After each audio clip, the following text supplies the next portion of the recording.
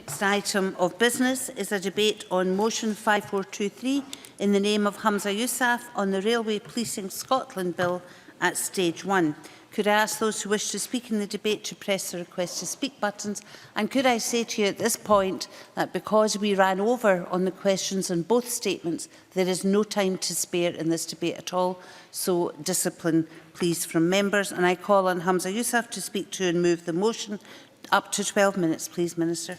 Thank you, Presiding Officer. I am pleased to have the opportunity to open today's debate on the general principles of the Railway Policing Scotland Bill. This bill follows from the transfer of legislative competence over railway policing to the Scottish Parliament under the Scotland Act 2016.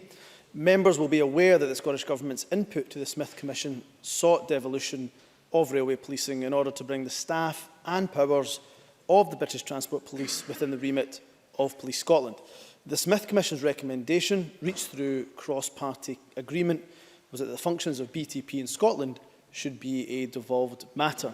The Scottish Government's aim in this bill is to establish a framework using these newly devolved powers to ensure that railway policing in Scotland is accountable through the Chief Constable of Police Scotland and the Scottish Police Authority to the people of Scotland.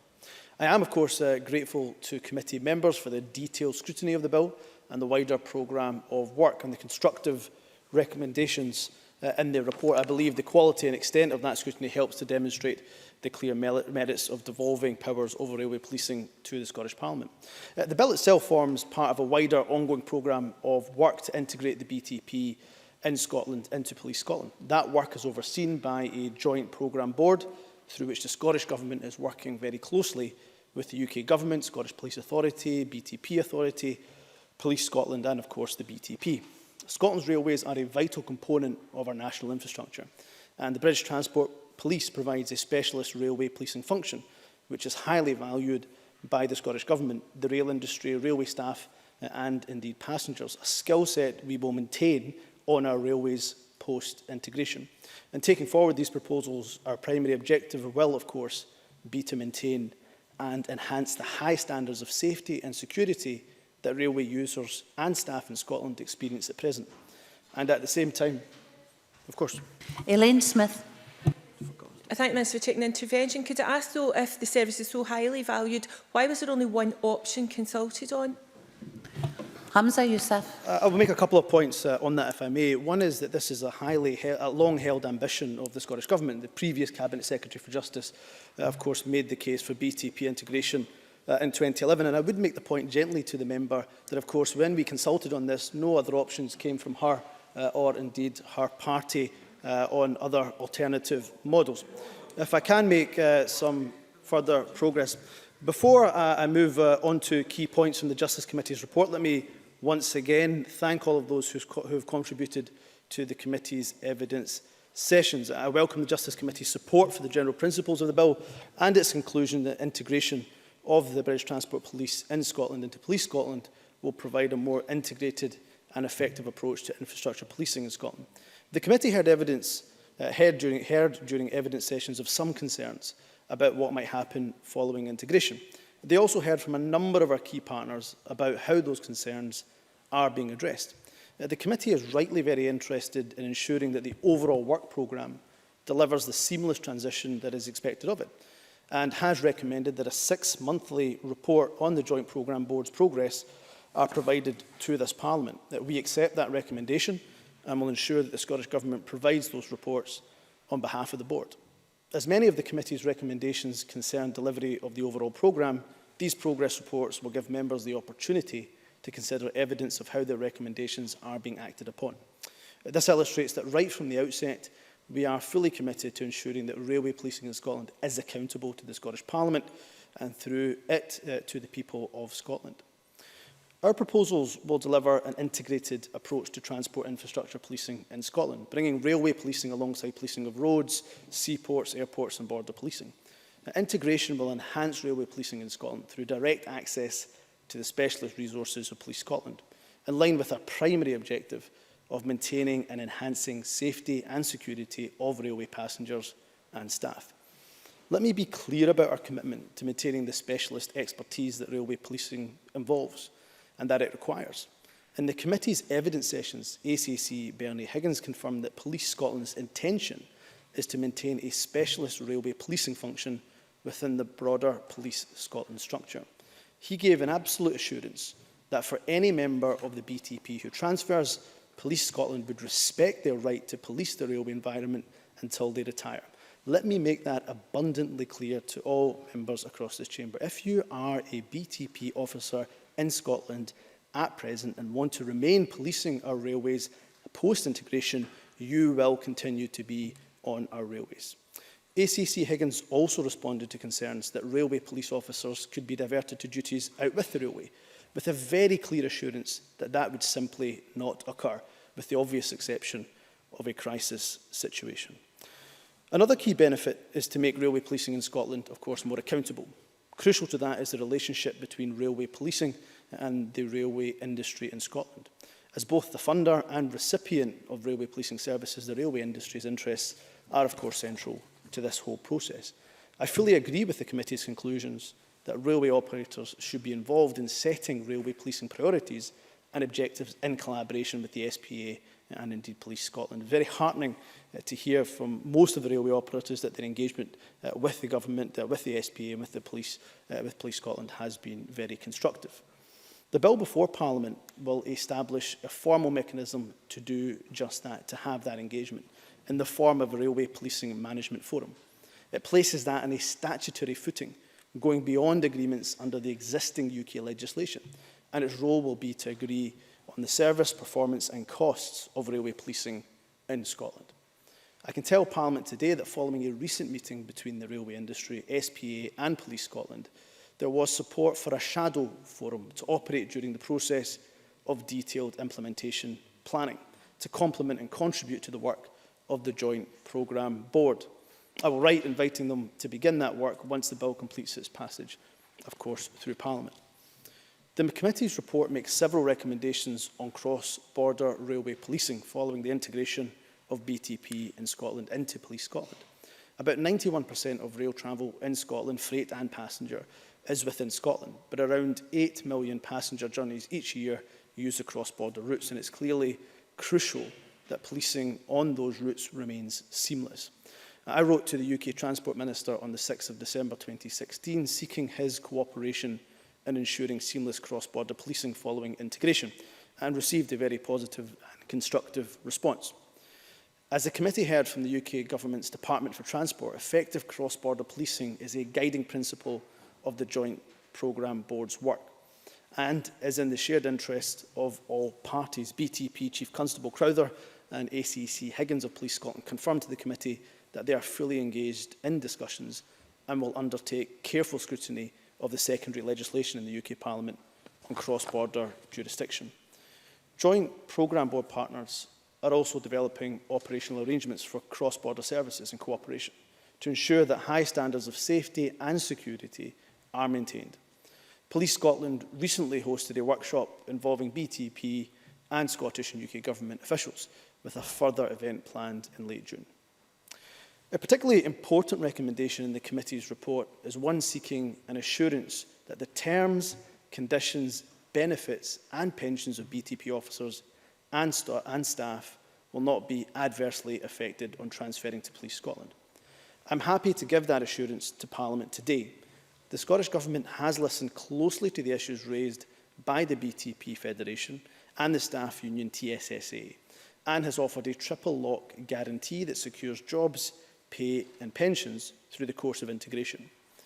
The committee's report notes that our assurances to date have not provided officers and staff representatives with sufficient reassurance on their terms and conditions on transfer. John Finney drew attention in the evidence sessions to where some of the wording could leave room for doubt. I'm grateful for the opportunity to be clear about our commitment here. It is true that there's a great deal of work on the detail of terms and conditions to be done over the period ahead. But we can be clear here and now that the terms and conditions, pay and pensions of officers and staff transferring will either be the same as they currently are or an equivalent level of benefit provided to ensure transfer on a no detriment basis. Passage of the bill will enable the steps to deliver that commitment to proceed, including secondary legislation in the UK Parliament. Officer and staff representatives will be fully engaged in those to ensure that we get the right approach for their members, of course. Neil Bibby. In terms of engagement with staff organisations and trade unions, he'll be aware of a great deal of opposition from the TSSA, ASLEF, RMT and the STUC. In fact, the RMT at the committee said we have not ruled out the option of taking industrial action to retain BTP officers on the railways. Is the Transport Minister happy to proceed with a bill that may result in industrial action on our railways and severe disruption to passengers as a result? Is he happy to proceed with a bill that he's been told may result in industrial action? Hamza Yousaf. The first point to make, of course, is that the engagement with the unions has been constructive. Now, clearly there's a disagreement, as the member mentions. I have provided as many reassurances, and I'll continue to provide those reassurances on that triple lock, on their jobs, on their pay and their pensions. So we'll continue to have that conversation, continue to be constructive, continue to offer reassurances where we can, and continue to remove any doubt that may exist in any of the language that we use. What I would say is that if we think, as we do in the government benches, and it is shared across some of the political parties here, that this is a sensible approach to railway policing post the devolution of the BTP, then that should not be beholden to the threat of industrial action. Of course, we want to work with unions to avoid industrial action at on any issue on our railways. So I'll continue to do that and continue to have that constructive dialogue. But we have given that triple lock guarantee on the number of officers, on the pay and on the pension. In terms of progress up to date on terms and conditions, as far as that progress has been made, I can tell the Chamber that the Cabinet Secretary for Justice has met with the TSSA and the BTPF. Officials met with the BTPF as recently as the 26th of April. My transport officials, Transport Scotland officials, including myself, in fact, I've also met with the TSSA, RMT and ASLEF on a number of transport issues, including, of course, BTP integration. But alongside those meetings, substantial data gathering and the range of existing terms and conditions has taken place as part of the work of the Joint Programme Board. This data will be used to develop proposals of any secondary legislation to give effect to the transfer, as I say, on a no-detriment basis. I will continue to engage with those unions on the issues that they have that they have brought forward. On pensions, discussions are underway with the BTP Authority on the way that we deliver our commitment of no detriment to pension provisions. Our starting point is that officers and staff retain access to their current pension schemes, and officials are working with financial and legal issues associated with delivering just that. In conclusion, Presiding Officer, I would repeat my thanks to the committee for its support for the principles of the bill and the helpful recommendations it has made. I have sent the convener a written response addressing the detail of those. We will be looking forward to hearing contributions from members and continue to work in a constructive and hopefully a collaborative manner. I move the motion in my name. I call Margaret Mitchell to speak on behalf of the Justice Committee. Up to 7 minutes, please, Ms Mitchell. Deputy Presiding Officer, I welcome the opportunity to speak in this debate on the Railway Policing Scotland Bill on behalf of the Justice Committee, and to thank all those who took the time to provide evidence to the committee. My thanks also to the Delegated Powers and Law Reform Committee for its report, which we endorse. Finally, I wish to thank the Justice Clerks for their hard work and my colleagues on the Justice Committee for their work in scrutinising this bill and producing this report. Whilst devolving railway policing to the Scottish Parliament was agreed by all parties represented on the Smith Commission, the model for this devolution was not. There were a number of options proposed by the British Transport Police Authority for devolved railway policing in Scotland. Some respondents raised concerns about the Scottish Government's decision to consult on only one of these options, namely full integration. The majority of the respondents to the Scottish Government's consultation and the Justice Committee's call for evidence opposed integrating the BTP in Scotland into Police Scotland. The committee itself did not come to a unanimous view on the bill. A majority of the committee support the general principles on the basis that the integration of the British Transport Police in Scotland into Police Scotland will provide a more integrated and effective approach to infrastructure policing in Scotland. A minority, myself included, did not support the general principles of the bill and instead support an alternative approach to devolved policing, railway policing. Having said that, should the general principles of the bill be approved today, the committee considers that there are a number of issues which need to be addressed. In the limited time, I can only cover some of the key issues. The first is retaining BTP officers and staff who have the specialist skills, knowledge and experience necessary to ensure there is no reduction in the standard of railway policing provided. Should integration proceed, Police Scotland intends to maintain a specialist railway policing function within its broader structure. The policy memorandum states that this approach will retain the specialist skills, knowledge and experience that BTP officers and staff have built. However, retraining BTP officers and staff is largely dependent on whether their current terms, conditions, pension rights and benefits are guaranteed. Despite Scottish Government assurances, those representing BTP officers and staff have not been reassured. Clearly, this needs to be urgently resolved. The committee has therefore asked the Scottish Government to provide an update on progress during this debate and for an assurance that the terms, benefits and pensions of BTP officers and staff will not be adversely affected should integration proceed. So I thank the Cabinet Secretary for his update, but remain extremely concerned that this is still unresolved. Section 3 of the bill provides constables of Police Scotland with a new power of entry in relation to specified railway property. The BTP officers receive personal track safety certificate training, which enables them to police all areas of the railway. The committee heard that every Police Scotland officer who is to police the railways will be required to have personal track safety certificates. Police Scotland told the committee it intends to provide railway policing training for all police officers, but was not able to confirm the position regarding track safety certificates as it is undertaking training needs analysis. Therefore, the issue of whether the officers were to have personal track safety certificates remains a significant concern raised by railway operators. The committee therefore asks Police Scotland to provide details on its training needs, analysis and costs prior to stage 2.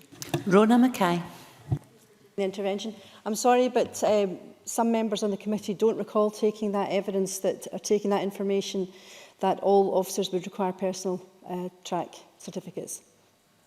Margaret Mitchell. I refer the member to the report, and in particular that the training would have to be the equivalent to that. And what I've just explained is the operators saying that that maintains an issue that has not been resolved to date. Happy to refer the member to the Stage 1 debate.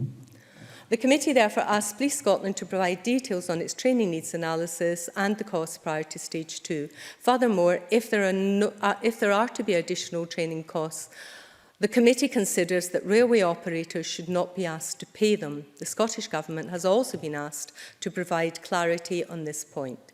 Other potential costs not identified in the financial memorandum include the set-up costs of integration and Police Scotland's additional payment for staff hours and salaries, and its investment in ICT to ensure compatibility.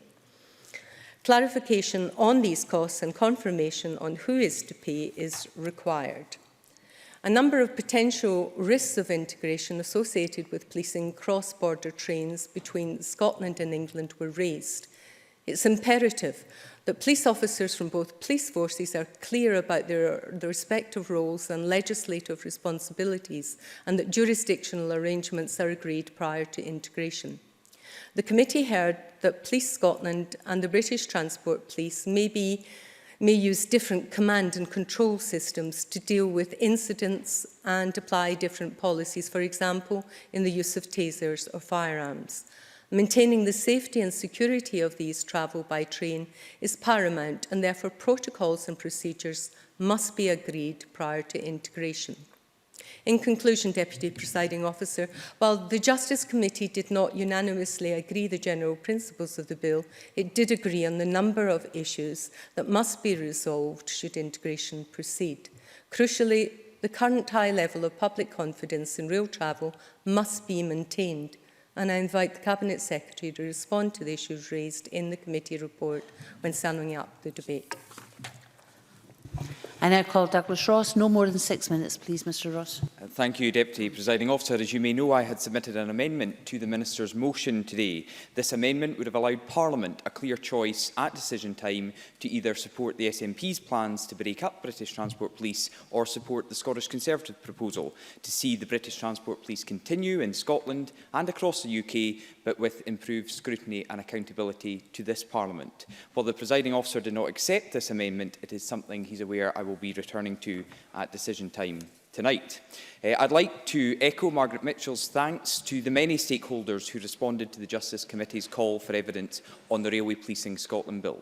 Their expertise, feedback and advice have been invaluable, and it's on the basis of their insights that I make my remarks today. I would also like to pay tribute to the British Transport Police officers in Scotland who operate in D Division. The prospect of professional change and upheaval is never an easy one, especially when it's been so protracted. These men and women serve Scotland with distinction, and I hope my comments today will adequately convey their concerns about the proposed merger with Police Scotland.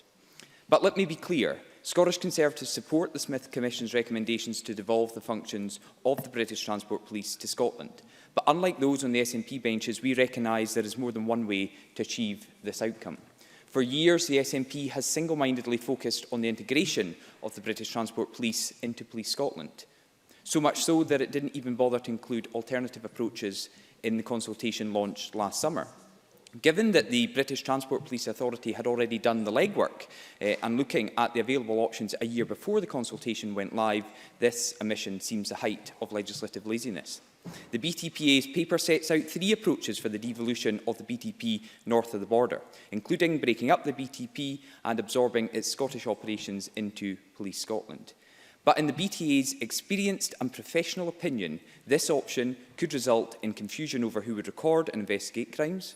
It could risk compromising the joined-up method of policing our railways. It could jeopardise cross-border efforts to combat terrorism and extremism. All serious issues, all with serious implications.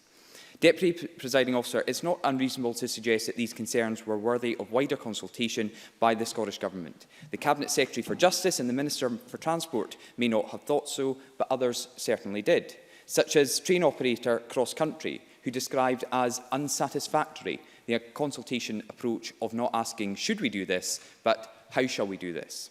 The Rail Delivery Group also pointed out that integration was the only option on the table, because it can be done as opposed to there being a well set out argument as to why it should be done.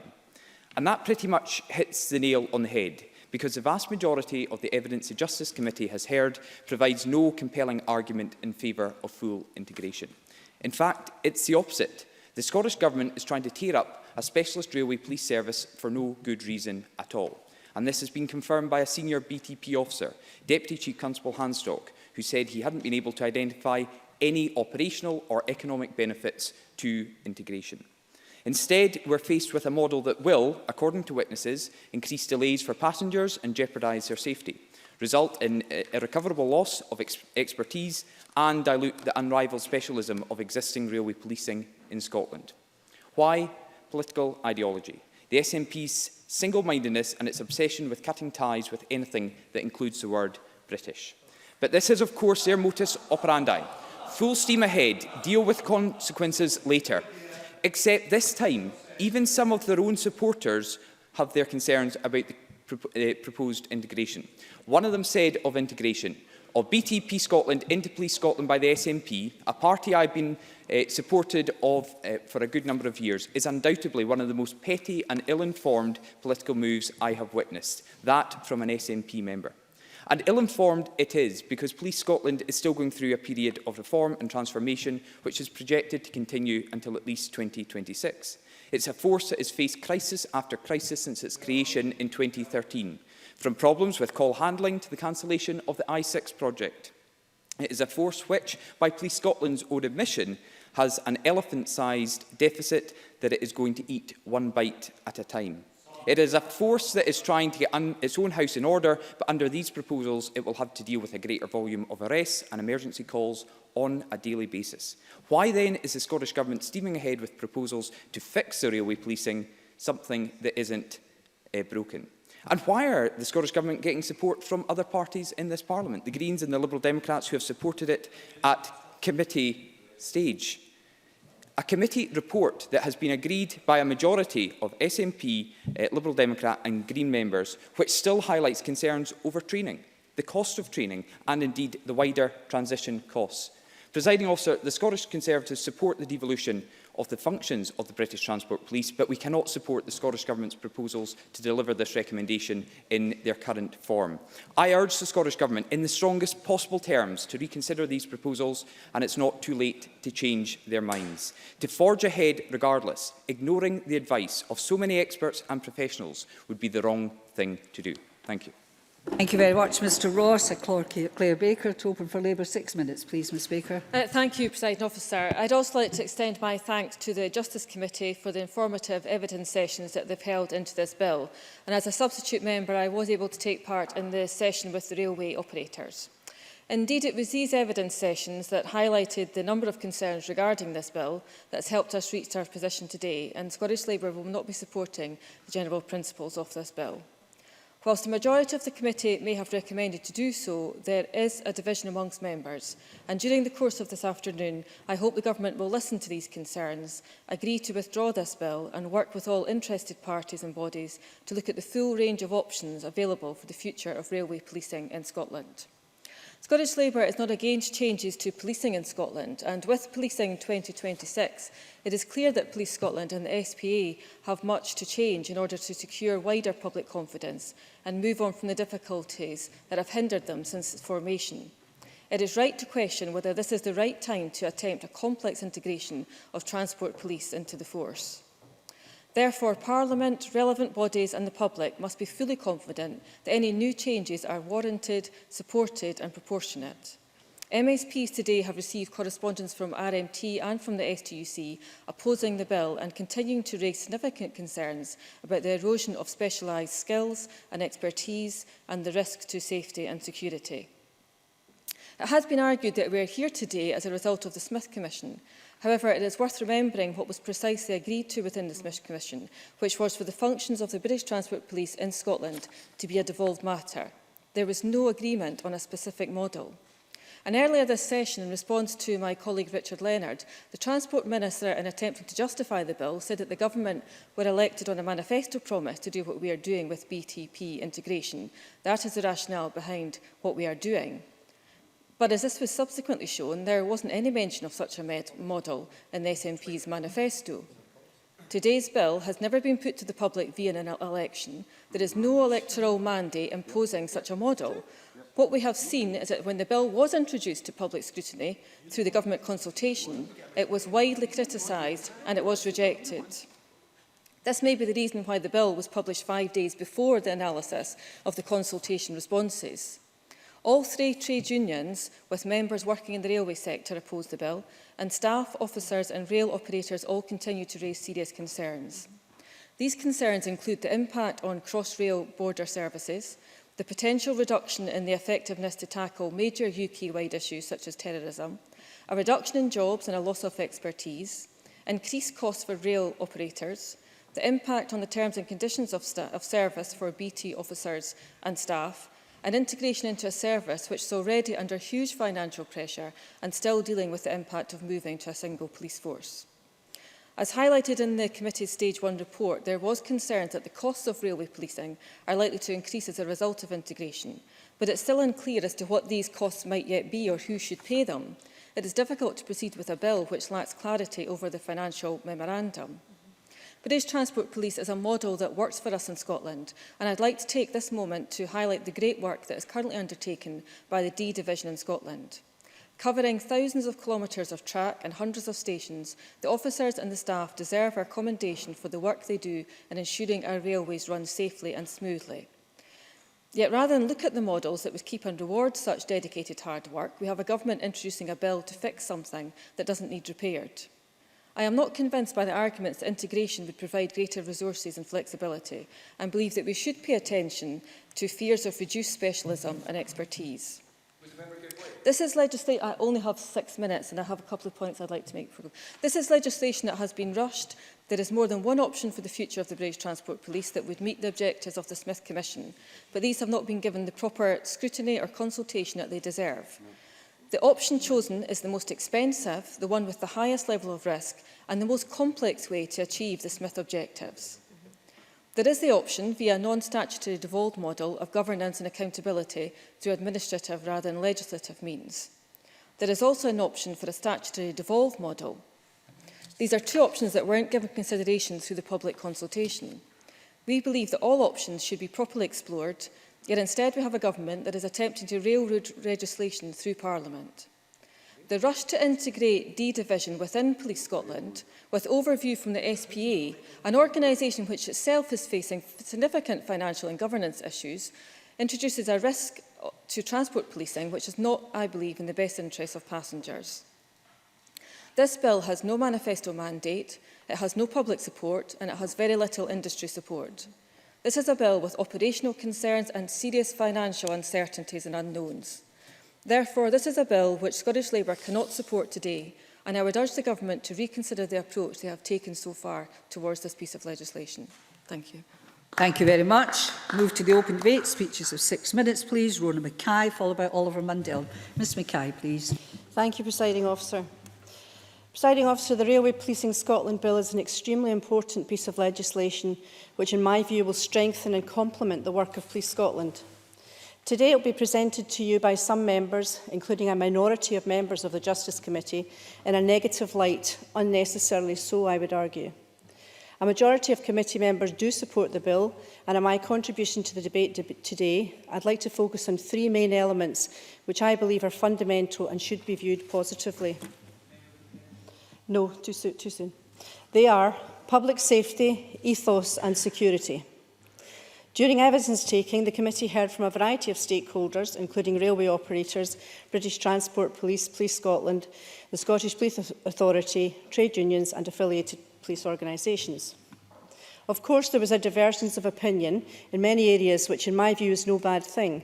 This integration has to be successful and it has to achieve public confidence with no stone left unturned regarding the detail of implementation.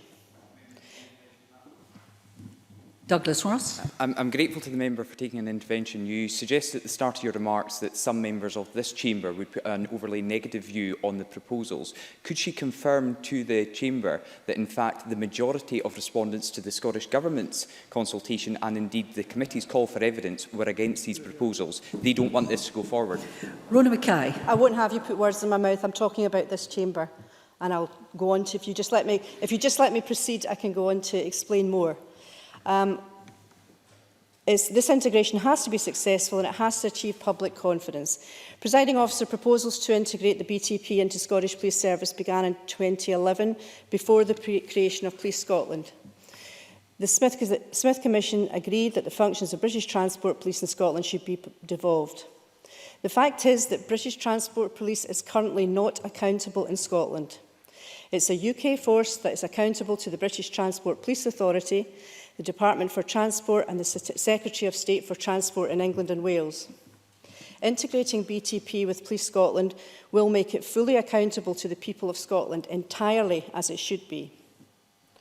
With more than 93 million rail journeys made within Scotland each year and another 8 million cross-border rail journeys, it makes sense for BTP to be integrated to ensure full accountability to the people of Scotland and to the Scottish Parliament. There was concern among stakeholders and some members of the committee over the upskilling of existing police staff and whether the training was adequate. However, should the bill proceed, after 2019, every police officer will be trained in policing the railways and they'll get exactly the same 3-week training currently only received by BTP officers. There are currently 285 full-time equivalent BTP officers in Scotland and over 17,000 regular police officers. So in my view, integration can only improve the service to the rail network throughout Scotland and, of course, contribute to the safety of the general public. How can this be a bad thing? Rural areas currently not served by BTP would benefit by having specially trained officers on hand to deal with incidents. Presiding Officer, everyone agrees that British Transport Police do and have consistently done a superbly professional job keeping the rail travelling public safe. To recognise and keep that specialism, Police Scotland have confirmed to the Scottish Parliament that a bespoke railway policing unit will be established for railway policing in Scotland. This would sit alongside the specialist road policing unit already in place. These officers would receive additional training over and above the current training received by all officers, so the ethos and specialism would be enhanced, not diminished. Presiding Officer, the committee did hear that there was concern that the cost of railway policing would increase as a result of integration, and we've requested that should this happen, the Scottish Government will report to Parliament clarifying who would pay these additional costs. There was also concern over the transfer of BTP staff, their pay and conditions through the course of integration, as the Minister outlined. I hope the members in the Chamber today are reassured by his commitment to the no detriment and the triple lock assurance he's given them, but maybe the Tories need reminded of what triple lock actually means. The Minister for Transport and Islands gave the Transport Salaries Staff Association the same triple lock guarantee. The Scottish Government will apply the principle of no detriment across the board to the terms and conditions of BTP officers, and I welcome this, as I understand the concern in this area. Throughout the negotiations process involving the Joint Programme Board, the timescale of which has been described by Assistant Chief Constable Higgins as a luxury, the engagement between the Scottish Government and the railway industry have been praised by both sides. Graham Meiklejohn of the Transpennine Express said, "The Minister has been generous in giving us time to consider the issues. This is an opportunity for improved efficiency." Mr Lister also talked about, David Lister of ScotRail Alliance talked about the opportunities for enhancing security at larger stations out with the Central Belt, where specially trained staff from Police Scotland can respond to incidents earlier. On security, cross-border policing, which already takes place between Scotland and the rest of the UK, will also be enhanced. Currently, Police Scotland's intelligence cells in the Gartcross Crime Campus have access to real-time information, which has to be relayed to BTP, and with integration there would be no need to do this, as information would be put directly to the point where it was required. In conclusion, Presiding Officer, I'd like to thank Committee Member John Finney for injecting a bit of reality into some of the areas that we discussed during evidence taking and during the committee procedure, by highlighting his experience as a former police officer, and the benefit of his experience was very useful. The integration of railway policing into Police Scotland's remit is simply common sense. It makes the service accountable to the people of Scotland, it enhances the excellent specialist provision, and it increases security. I therefore have no hesitation in recommending the general principles of the Railway Policing Scotland Bill to the Chamber. Thank you. Call Oliver Mundell, followed by Fulton McGregor. Mr Mundell, please. Thank you, Deputy Presiding Officer. The SNP continue to claim that these changes must be made, that there are no other viable options, that everything was agreed at the Smith Commission.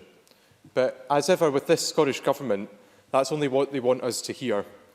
Indeed, this is all framed as some kind of common sense proposal and an operational necessity. However, the Government gave the game away when they decided to consult on only a single option. Yes? Fulton McGregor. I thank the member for allowing me in the intervention. Can he tell the Chamber what his party put forward as an alternative? Mr Mundell. We would like, and we've put forward our proposals here, and we're putting forward our proposals now, that we would like the organisation to be scrutinised here in the Scottish Parliament. We see absolutely no reason to tear up an organisation that's working successfully and to merge them into the BTP into Police Scotland at a time when Police Scotland's own finances are unstable. And the harsh reality is that this is just another ill-thought-out power grab. If you listen, then you might hear. The harsh reality is that this is just another ill-thought-out power grab, driven not by logic, but by an ideological and constitutional obsession with control. It's change for change's sake. Indeed, during his appearance at the Justice Committee, the Cabinet Secretary himself stated that, by and large, British Transport Police provide a good service in Scotland and across the whole of the UK. And I'm afraid I'm not in the least bit convinced by the arguments that have been brought forward that somehow, if only the Scottish Government, with their great track record on policing, were in full control of things, that everything with the British Transport Police would be even better. Instead, I'm of the view that this Can will I ask prove... members not to chat across the chamber? I want to hear what Ms Mundell has to say. Please continue. Thank you, Deputy Presiding Officer. Instead, I'm of the view that this will prove to be a repeat of the botched and unpopular Police Scotland integration. And as ever, with this Scottish Government, they have full confidence in themselves, but I'm not so sure that current BTP officers share that optimism.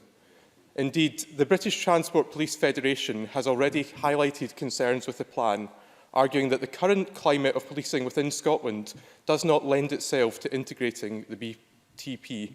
And as my colleague Douglas Ross has already highlighted, Deputy Chief Constable Adrian Hanstock from the BTP has said that they've not been able to identify any operational or economic benefits to the merger. So how come those who are dealing with these issues day in, day out, who have years of expertise, are wrong, and those who've overseen the disastrous and lengthy transformation period at Police Scotland know better? So there are limited benefits and there are certainly risks. There is a real risk that this will result in a loss of specialist and institutional knowledge. Yes? Rona Mackay. The member not agree that 17,000 skilled police officers skilled in railway policing is better and offers more security than 285? Oliver Mundell.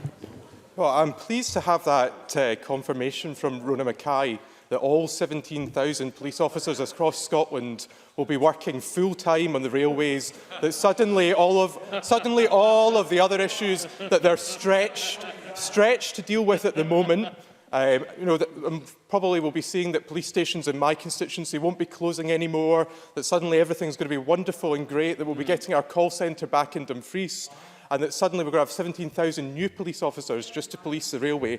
I just find that argument, just to be honest, ludicrous. And there's going to be big costs involved. And what officers with the BTP Federation say is that they can guarantee that expertise would be lost and diluted, and that there are a number of officers who would rather leave the force than come to work for Police Scotland, with many of whom would choose to retire. So I remain convinced that the government are trying to rush this merger and putting the integrity of the British Transport Police at risk. I'm also worried about the supposed benefits of a single command and control system. The arguments around that sound good until you realise that there won't be one.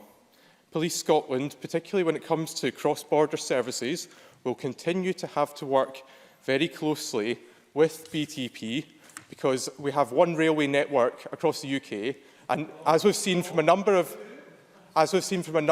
of incidents, actually events that happen even off the main coast, West Coast main line, can affect services as far as London, Birmingham and elsewhere across the UK. So we're going to have to see, instead of BTP managing that process seamlessly across the whole of the UK, we'll have to see incidents reported by Police Scotland to BTP and vice versa, because there are two different command and control systems. And that's going to be especially the case in my own Dumfriesshire constituency, where a significant number of cross-border services run between Carlisle and Lockerbie. And I believe it's very important that we know how these things operate in practice, preferably before the bill moves through the Parliament. My constituents and local officers need to know what the operational intentions are, instead of hiding behind some idea that we can find out about the nitty-gritty detail on that section of line after the horse is bolted. And I'm afraid the Scottish Government doesn't seem to have those most basic of answers. Indeed, when I asked the Cabinet Secretary, in principle, if he would be open to British Transport Police officers based in Carlisle continuing to police that section of the railway, he said he would have no problem with that at all in principle. So if this is not about where officers are based, then we're left instead with this argument that the only benefit to all of this is about scrutiny and accountability. Can I get you to conclude, please? It's only about scrutiny and accountability. However, with a number of unpopular transformational changes still ongoing in Police Scotland, including proposals to close police stations in my constituency and a budget that seems to be out of control, people will wonder how accountable the Scottish Government is going to be to them on policing matters. Thank you. I call Fulton McGregor to be followed by Neil Bibby. Mr McGregor, please. Yep. Thank you, Presiding Officer. It is a great pleasure to be able to speak in this debate on the Railway Policing Bill. And as a member of the Justice Committee, I would like to pay tribute to the committee members for the scrutiny of this bill. And while it wasn't a unanimous agreement on the general principles, as has been stated, I'd like to thank the convener, Margaret Mitchell, for the way she's approached the matter, gaining much consensus, as she said in her own speech, across various areas. And something that I wasn't going to mention before standing up, but which I think I now will, I'd also like to give Margaret Mitchell credit for the way that she's dealt with members of her own party.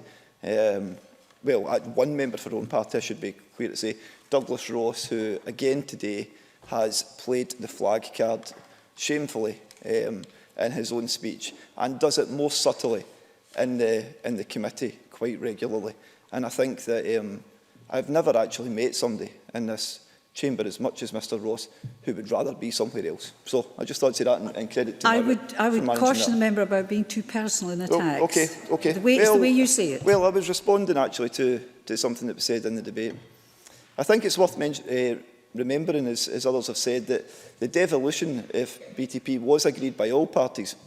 And I asked Oliver Mundell what his party had put into the Smith Commission in an intervention. It's also been the Scottish Government policy for some time. And it will come as no surprise to anybody in the Chamber that I believe that our country, our Parliament and our services such as Police Scotland are more than capable of taking on this integration and running our own affairs like any other normal country. And therefore, I fully welcome the move. Yes. Douglas Ross. I'm grateful, and I'll try and be as pleasant as I can be. You suggest that this Parliament, this country and such like can take on the powers of scrutinising and accountability of the British Transport Police. Will you accept that that is exactly what the British Transport Police Authority proposed as one of their 3 potential models a year before your government went out on consultation on only one model, which was to totally destruct the British Transport Police and merge it into Police Scotland? Before you respond, Mr McGregor, can I remind members not to use the term you. Talk about the member, please. Thank you. Mr McGregor. Thank you, Presiding Officer. No, what I will accept is the proposal that's been put forward by this government, and I think that's what we should concentrate on. And it is a shame that two of the parties in the chamber haven't supported it, but that is obviously their right to do so. I believe that this integration will provide a more integrated and effective approach to infrastructure policing in Scotland, and ensure, as others have said, it is accountable to the people of Scotland. The bill seeks to enhance current working practices, have them embedded into statute, and ensure that the industry has a strong voice in the development of railway and what's important to them. Integrating BTP and Police Scotland is an opportunity to improve and enhance railway policing in Scotland, and we heard a lot of evidence in this in committee, including from Graham Meikle-John, Transpennine Express, who said there is an opportunity for things to improve in Scotland and for the force in England and Wales then to up its game and improve as well. There is an opportunity for improved efficiency. As has been mentioned already, there have been concerns raised about training. These were legitimate, and I am glad that the committee scrutinised the issue so thoroughly. All police officers in Scotland will be trained in railway policing, increasing coverage across the whole of Scotland. Should the bill proceed, ACC Higgins confirmed that post-2019, every Police Scotland officer will be trained in policing the railways, improving the service provided to the railway network throughout Scotland. And as my colleagues have already said, currently in Scotland, officers complete an 11-week training course at the Scottish Police College at Tullyallen, after which the BTP officers have an additional 3 weeks of training. Police Scotland have confirmed that should the integration proceed, all will receive this training. And there are, as has already been said as well, and I feel that some of the facts are obviously getting repeated, there are currently 285 full-time equivalent BTP officers in Scotland and over 17,000 regular police officers, meaning that the number of officers with railway policing training in Scotland will be significantly enhanced. And surely this is something that we can all welcome across the chamber. Yes. Yep. Elaine Smith. Thank the member for taking an intervention. Would all of those officers then have personal track safety certificates? Fulton McGregor. Thank the member for the intervention. No, I don't believe that they will have. However, to have 17,000 officers with the training is, to my mind, a significant enhancement, in which why I think it's been supported by most parties. I'm just looking at the time. Giving evidence to the Justice Committee, Police Scotland made it clear that specialist railway policing expertise and capacity will be maintained and protected within the broader structure of Police Scotland. And I think it's worth mentioning here that we received, members have received a briefing today from the Samaritans Scotland regarding suicide prevention skills.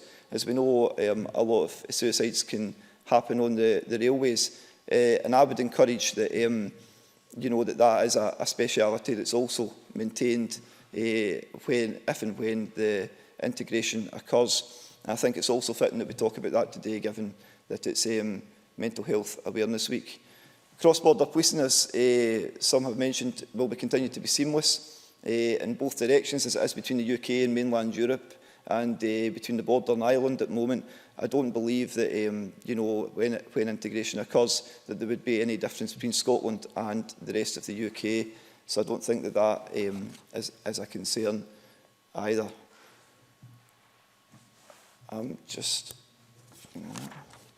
Presiding officer, there's no doubt that British Transport Police do a fantastic job. That's never been in any doubt. This, however, is about us taking forward a service that delivers uniquely for Scotland and is accountable to this Parliament. In some places, this is already happening.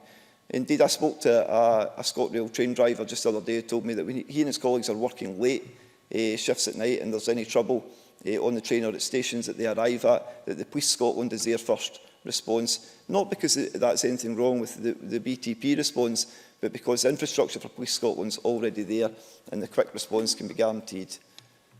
Presiding officer, I think the committee has had a good scrutiny of this bill. I'm pleased that the support has been cross-party, including the Greens and the Liberals. Police Scotland have said the transfer will be seamless, and I have every faith that it will be. I'm happy to support the motion as brought forward by the Minister. Thanks. Thank you very much, Mr McGregor. I call Neil Bibby to follow by John Finney. Mr Bibby, please. Thank you, Presiding Officer. There is no doubt that the Smith Commission envisaged a much greater role for this Parliament in relation to railway policing. However, it would be profoundly wrong to suggest that the integration of BTP into Police Scotland is somehow a requirement or a stipulation of the Smith Agreement. It is not. There is no reason why the devolution of the British Transport Police in Scotland should mean the dissolution of the British Transport Police in Scotland. The British Transport Police provide a good service to the travelling public, a highly effective organisation which has built up a specialism over many years. There is no reason for the Parliament to unpick that service, but it appears the SNP have a problem with the British Transport Police. Breaking up the British Transport Police is a choice, a political choice, a nationalist choice, not a necessity. In response to the Smith Agreement, the British Transport Police Authority set out a range of options, including alternatives to the integration, that will allow us to retain the BTP as a specialist police service with the enhanced accountability to this Parliament. Yet it is telling that the SNP only consulted on one option, integration into Police Scotland. So no wonder the British Transport Police Federation, the body representing British Transport Police officers in Scotland, believe that this bill is being driven by, and I quote, political ideology. In neither evidence to the Justice Committee or in the Government's own consultation is there majority support for the options they have chosen.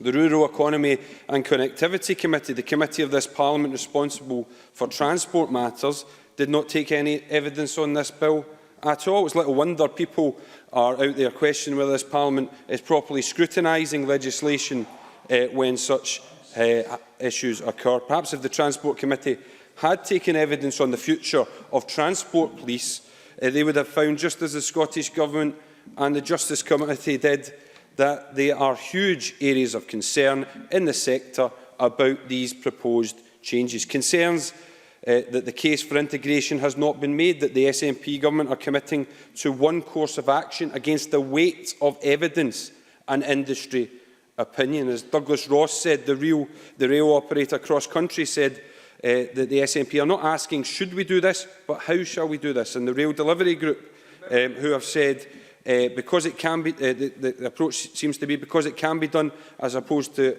setting out an argument as to why it should be done. I'll take an intervention. John Mason. If you want to. I thank the member for giving way. Is he arguing for specialist police forces in all other sectors? So, for example, would you have a specialist police force for IT or for forestry or for other things?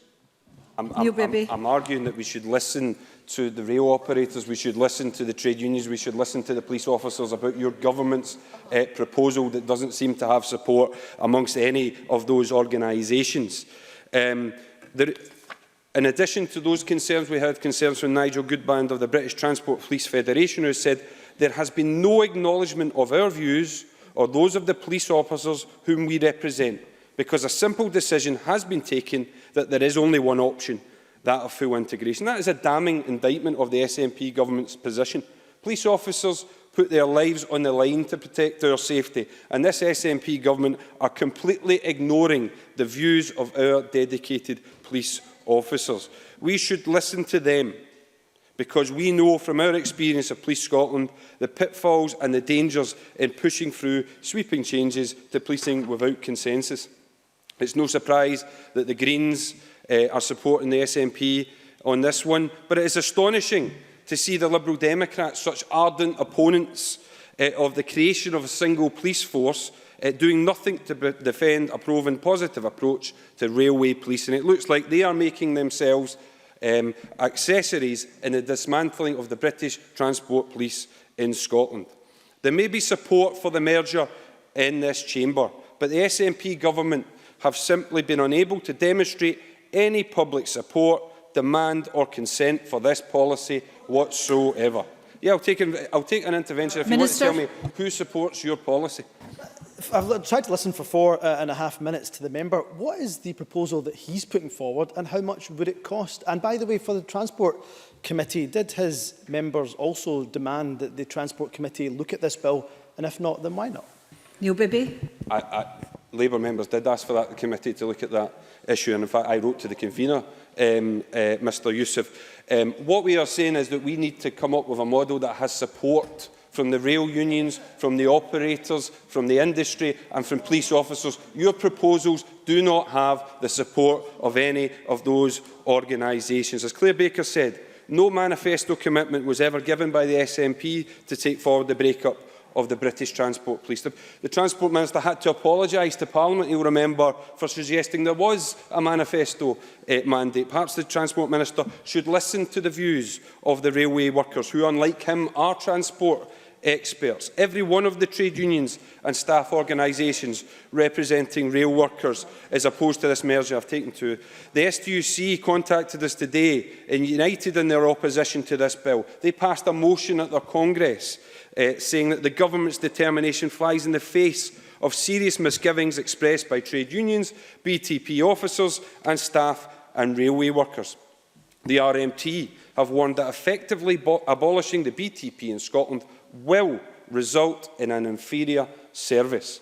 And in evidence to the Justice Committee, the RMT's Mick Hogg said, "We have not ruled out the option of taking industrial action to retain BTP officers in the railways because we are concerned about the safety of railway staff and passengers on trains in Scotland." Rail workers are warning that this bill could lead to yet more industrial action on the railways. Not a strike over terms and conditions, but industrial action to protect the workforce and the travelling public. That is how central they believe the future of railway policing is to public safety. And the Transport Minister, Humza Yousaf, has been warned, but appears happy to proceed with a bill that may result in industrial action and disruption for Scotland's passengers. There will be consequences for passing this bill, and there will be consequences for the Transport Minister, and he will be held responsible for them. Presiding Officer, as Claire Baker has said, the government are trying to railroad this bill through Parliament, a bill that the workers do not want, and the passengers simply do not need. They cannot explain how this will make our railways any safer or how it will make specialist railway policing any better. There is no mandate for this bill, no rationale for this bill, no popular support for this bill, and Scottish Labour will vote against it today. Thank you. Point of order, Mr Stevenson. I wonder if the presiding officer could perhaps give later speakers some guidance as to how much time they might expect to have. Bear in mind, I'm well aware of what the timings are. I'm trying to allow a little bit of additional time for interventions because I don't want to kill debate, but I will give adequate warning to the summing up speakers, as I usually do, if there's a slight curtailment of their time. But I think it's better to allow interventions across the chamber than none at all. Thank you for your interest, Mr Stevenson. I call Mr Finney, followed by Liam MacArthur. Thank you very much, Presiding Officer. I think it's fair to record that there are very strong views on this subject on all sides. I have two dear friends and neighbours who are greatly concerned about force amalgamations. I have to tell you the force amalgamation they're concerned about was Inverness Borough Police with Inverness County Police in 1968. So I get, and absolutely get, that people are concerned about change. And I think it's important that everyone here recognises, and you know, it's very rarely I'm not on the same side as the RMT, as a member of the RMT group, the RMT, TSSA and ASLEF, their position. And their position is about a genuine concern about safety, and that has to be addressed. The concern of British Transport Police officers is this word that we've often heard, and that is the ethos. These are individuals who have chosen to serve the public by joining a sphere of policing. They didn't choose to join Northern Constabulary, Grampian, Cumbria, Northumbria, whatever. They chose to join that, and that has to be recognised too. So there's a very proud history attaches itself to that, and there's a very singular focus. Now, the training for officers across Scotland is the same. British Transport Police officers then go on to get subsequent training, and of course, Police Scotland officers will have alternative training. And I have to say that the health and safety of police officers, rail staff and the public is a paramount consideration to me. We know that Police Scotland will embrace this proposal if Parliament passes it, and we've heard a lot of information from ACC Higgins about the specialist training. And believe, you know, a very keen supporter of what I hear from Mr Higgins. I think he's very good. I thought it was a very ambitious statement he made about the level of training. So I think it's right that our report talks about a training needs analysis and the scrutiny that we'll have to do with that. And then the question about who pays. Well, that indeed is addressed by the question of railway policing arrangements. And the report talks about the requirement for the Scottish Police Authority to set up a formal mechanism and to have meaningful engagements. And people have talked about the difficulties there's been with the police service and the difficulty with the police authority. Absolutely. And that's the case. But we must move on, and we must keep the single focus on the service delivery to the public. Some of the aspects that are going to be picked up on that, these policing arrangements, of course, are going to be new powers of entry and the abolition of the British Transport Police Authority. And what we do know, of course, is the rail operators are going to be setting priorities and objectives, and that's quite right. Absolutely right. And their concerns about change are right and have to be taken on board. But, of course, what must be remembered is what the different arrangement, and where I take a great deal of comfort about the protection of the present quota of railway police staff is, this is going to be in a commercial arrangement. This is going to be a commercial arrangement between the train operators and the police authority on behalf of Police Scotland. I have to tell you, it's not the arrangement I would want, because I would want us to have publicly owned rail, so that this is the public sector among itself. But as things stand at the moment, that's how it is. And that ethos is about efficiency. And we particularly heard about the different approach the British Transport Police take to dealing with fatalities on the line compared to the Police Scotland. And a particular example given, which I won't repeat, where Police Scotland officers attended a scene and the overall period took longer. But that's precisely why that expertise will be retained. It was explained about, you know, within a relatively short time, a delay in the lines in Scotland can result in trains backing up in the southeast of England. And I also think there's an opportunity for Police Scotland to learn from the British Transport Police in relation to this. Clearly, there's a balance about efficiency. We don't want scant operations and investigation into fatality just to get the trains running. But there's quite clear that there are methods and that BTP have mastered the practical investigative skills to get things going. So I pose the question, why would that be altered? It's in no one's interest to be altered. And I indeed haven't heard suggestions it would be. We know that Police Scotland indeed want to retain these specialist skills.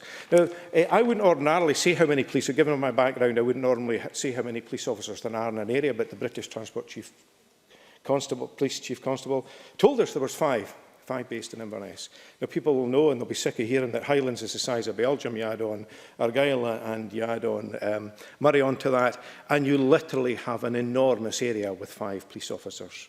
So I'll not repeat all the statistics about officer numbers, but it's simply a fact that if there's a police requirement in the Highlands and Islands, just statistically, nothing to do with who does it best or where they come from, statistically likely that it's a Police Scotland officer that's going to attend. Now, in the principles of the Christie Commission and collaborative working, I have to say one of the areas of concern I've had is some of the ill-informed comment about the threat level and the response to terrorism. Let me assure the public that it's an entirely coordinated system that applies at the moment, and it will be an entirely coordinated system that will apply were this proposal to go ahead.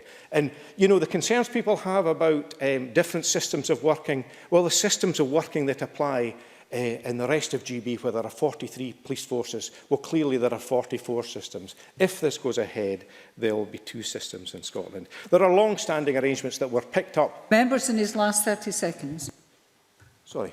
There are long-standing arrangements about cross-border policing. I just want to touch on the key issues because, you know, I heard the Minister give an assurance about no detriment, but with the greatest respect, Minister, it's not me you have to persuade.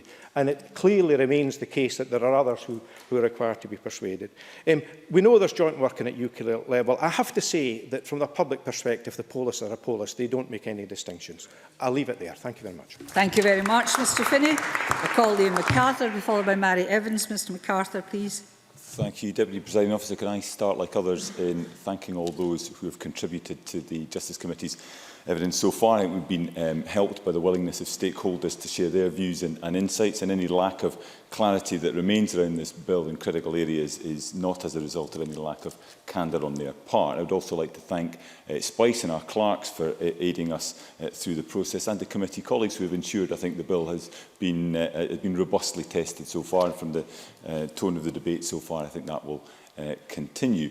And that's entirely right of any bill. It's particularly right where I think the implications of the bill in question remain so unclear. And I'll come to some of the questions that I feel that remain to be answered shortly, but let me first address the myth repeatedly promoted by ministers that this bill simply discharges the will of the Smith Commission. That is disingenuous. While the Smith Commission did indeed state that the functions of the British Transport Police in Scotland will be a devolved matter, subsuming BTP within Police Scotland is only one option for delivering this outcome. Granted, it has been the option long preferred by the SNP, but it is just one of 3 options identified by the working group set up by the BTPA.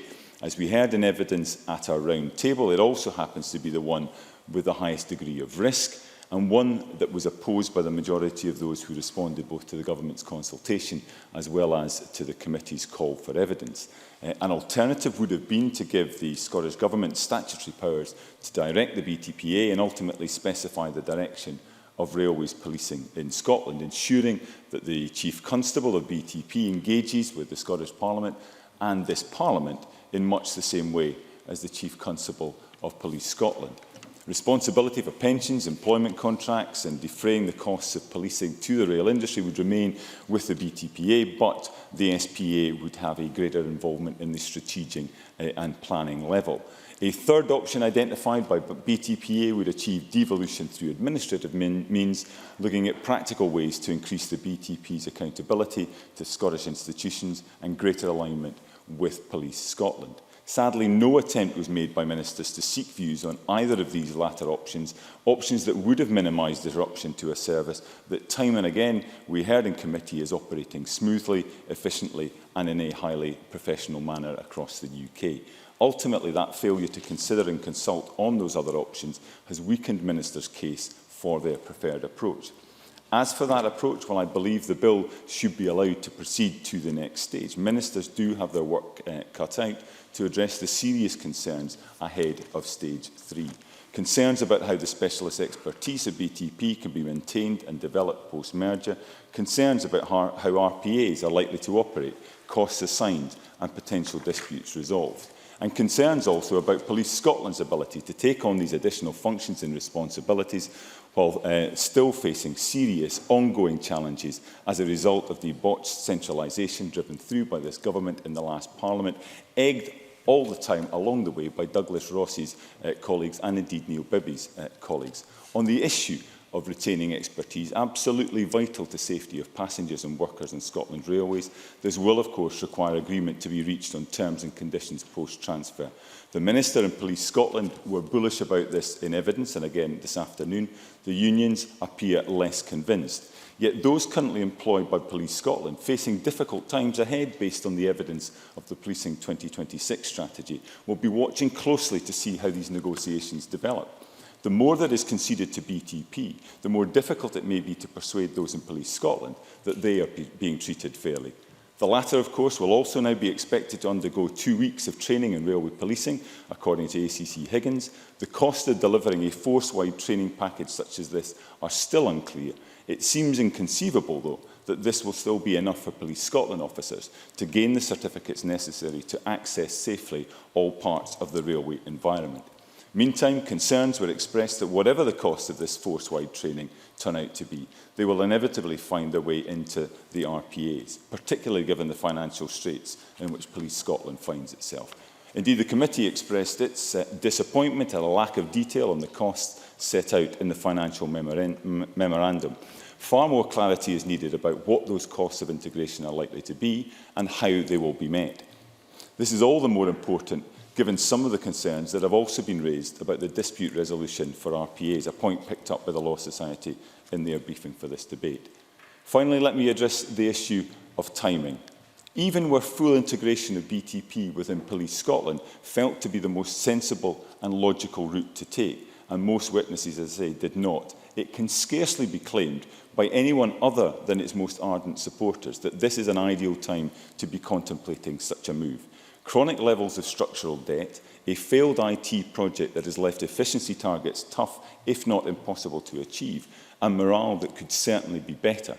Surely only Police Scotland's worst enemy could see this as an opportune moment to be foisting a further merger upon the organisation. The Auditor-General for Scotland recently highlighted continuing concerns around financial management. Promised savings from centralisation have simply not materialised. Against this backdrop, the timing of the Government's bill looks highly questionable.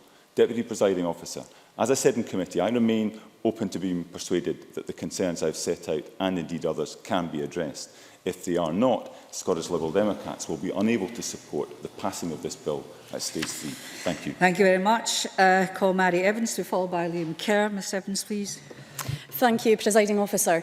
Now, throughout the evidence sessions heard by the Justice Committee on the Railway Policing Bill, one thing was made clear by all of those who gave both written and oral evidence. That was the professionalism of the British Transport Police, and nothing but praise for the job that they do in keeping our railways and the passengers that use them safe.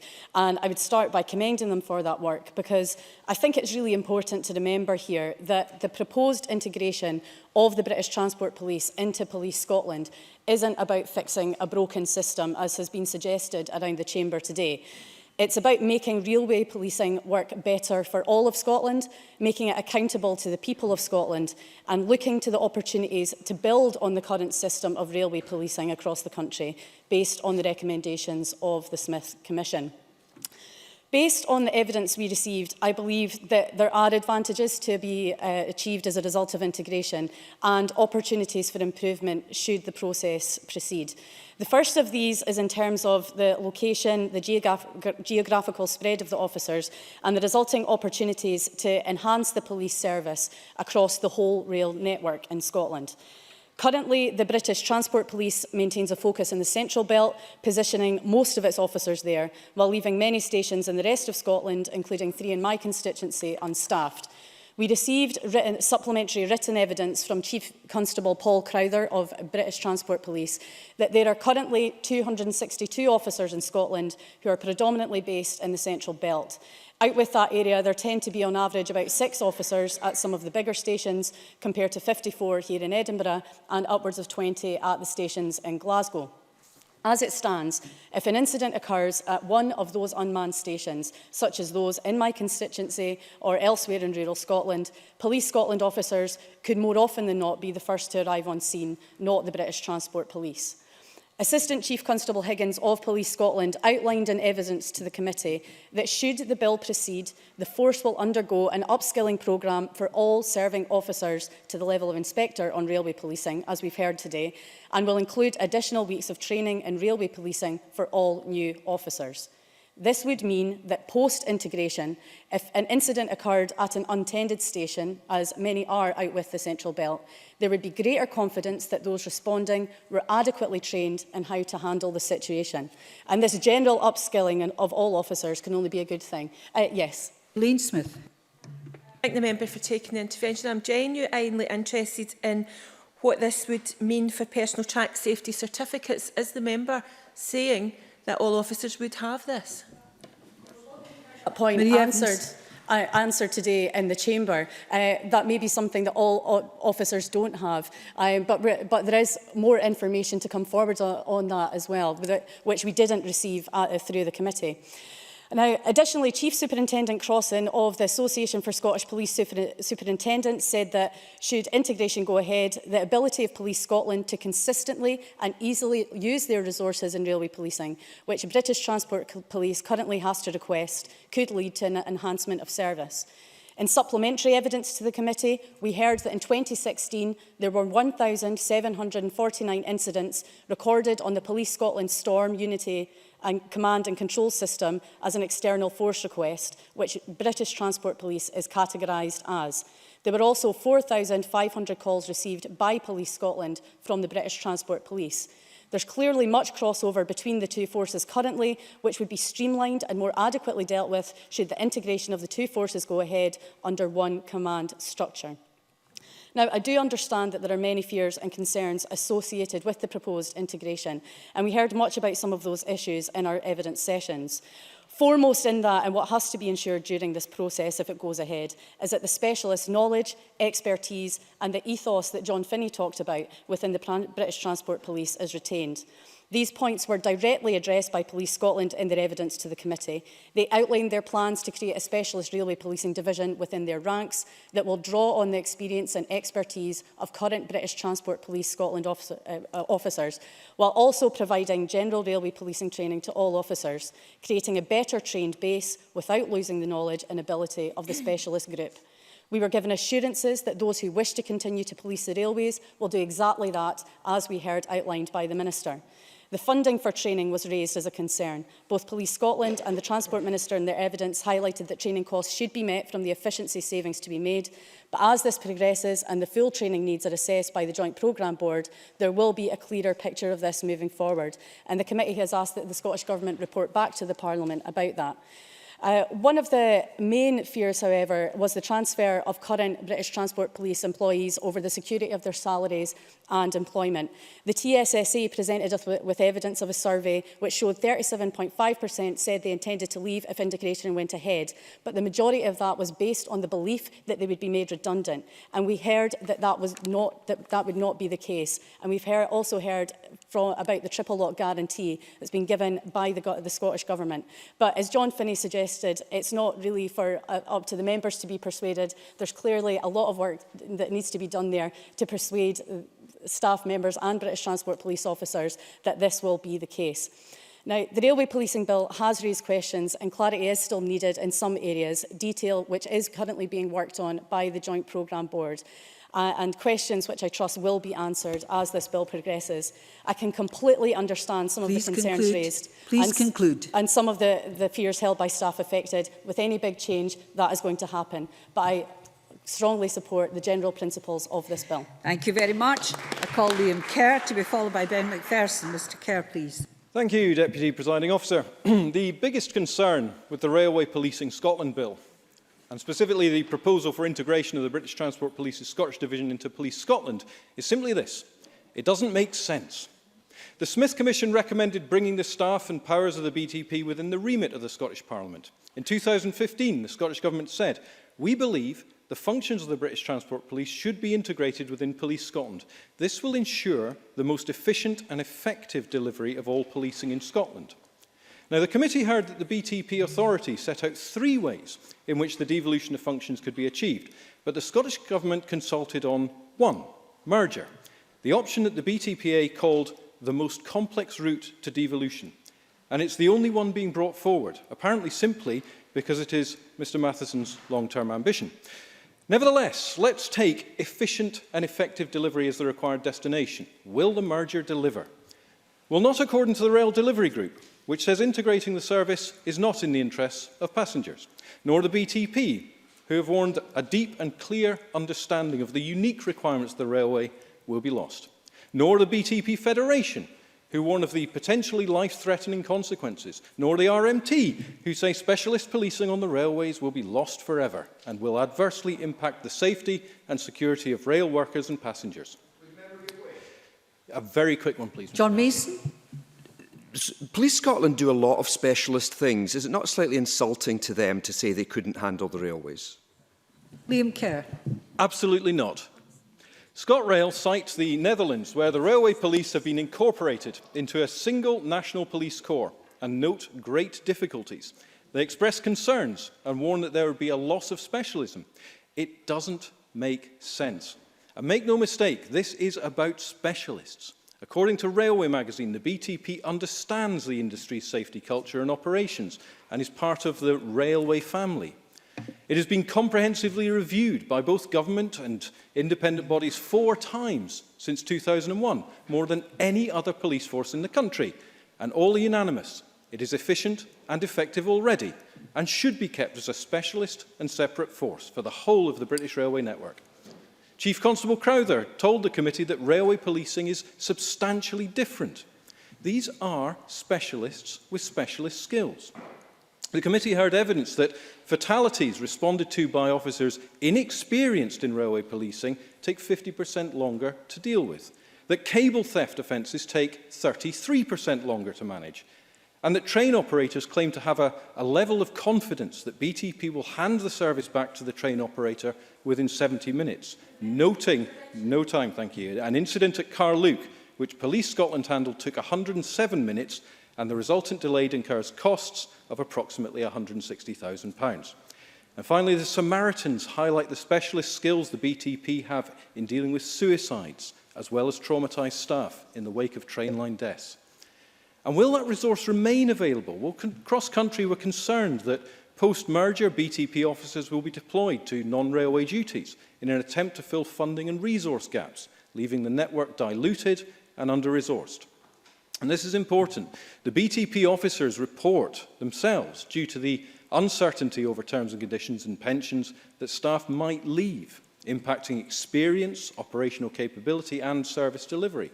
The committee convener just earlier on raised funding issues. At present, 95% of the funding for the BTP comes jointly from the train operating companies, Network Rail and London Underground.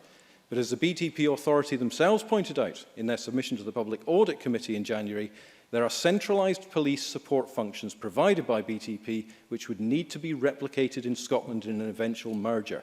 This will need to be reconciled with budget pressures. No, these proposals don't make sense. The committee also heard that there will be confusion and delays to crime solving arising from 2 forces operating across Britain, to say nothing of BTP officers not having legal jurisdiction to operate as constables in Scotland. BTP officers are trained and authorised to carry tasers, yet in Scotland, only specialist firearms officers are so armed. Police Scotland Assistant Chief Constable Bernard Higgins suggested BTP officers dealt with 25 to 30 bomb threats a month due to abandoned baggage, and hundreds of incidents where people are either restrained from jumping or removed from the tracks in close proximity to death. Specialist stuff indeed, requiring specialist, joined-up action. And the committee also heard about the implications for specialist trains, such as those carrying nuclear weapons, MOD trains, the Royal Train, having to switch officers at Carlisle to a generalist, an incident occurring on the down line at Allenmouth and continuing to Dunbar is whose jurisdiction? Which force is in charge? Does it change? Did the BTP jump off and Police Scotland jump on at the border? Deputy Presiding Officer, it does not make sense to pursue this merger when the rail operators, the rail unions, the travelling public, the BTP Federation and the BTP itself don't want it. It does not make sense to pursue this merger when Deputy Chief Constable Hanstock remarks, "We have not been able to identify any operational or economic benefits." It does not make sense to pursue this merger when the potential impacts on cross-border capabilities are so compromised. Michael Matheson appears to be the first MSP in history to attempt to deploy the Chewbacca defence to justify these proposals. I hope he will be the last. Parliament should ensure sense and that the interests of safer Scottish rail services prevail. Vote no at 5:30 this afternoon. Please close. Thank you. Call Ben McPherson to be followed by Elaine Smith. Mr McPherson, please. Thank you, Presiding Officer. I'm also proud to support the principles of the Railway Policing Scotland Bill today and to speak in favour of the Government motion. As has already been mentioned, a majority of the Justice Committee supports the general principles of the bill as well, including John Finney and Liam MacArthur, and I'm grateful for their contributions throughout the evidence session. I came to this issue objectively and have been reassured through the evidence sessions around issues of capacity, ethos, specialism and abstraction, and I'll touch on all of them shortly.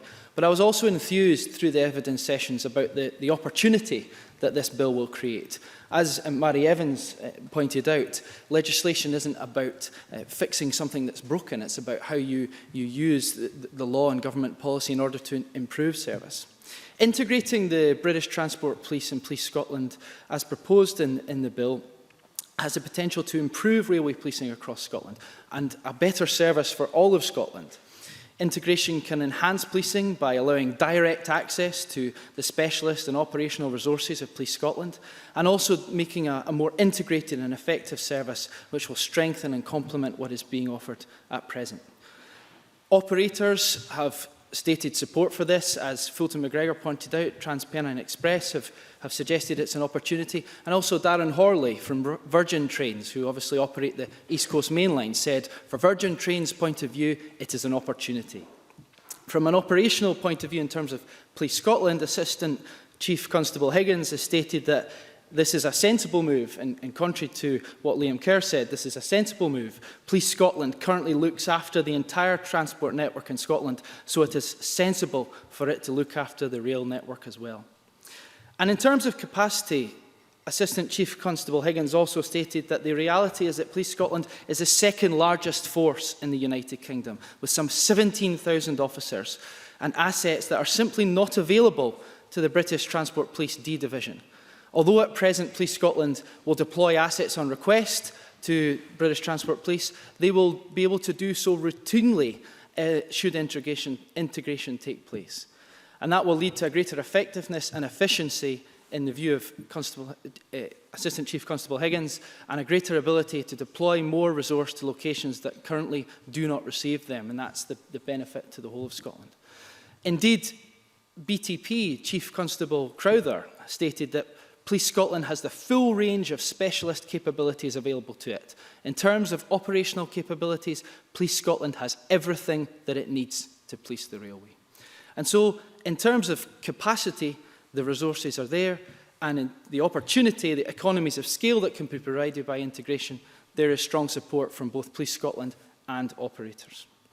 And there's been much talk in the debate today already around two things that I think are important, specialism and abstraction. But one thing I'd like to raise that's not been mentioned yet is the question of ethos. British Transport Police mentioned in their written evidence and in oral evidence to the committee that maintenance of a transport policing ethos is important should integration take place. And I was reassured when the Cabinet Secretary said to committee that the current ethos will be recognised and maintained and taken forward in how railway policing is delivered. Again, Assistant Chief Constable Higgins reassured the committee that there is a strong ethos in BTP which Police Scotland would want to retain. One of Police Scotland's strengths is not necessarily its single ethos or aim of keeping people safe, but the multiple cultures that they have within the organisation, and they would look to maintain British Transport Policing ethos within that. In terms of specialisms, I think it's very important to remember that there have been strong commitments that specialism will be maintained, and that the extra training that will take place through the training of police officers going forward is to, in addition to the specialist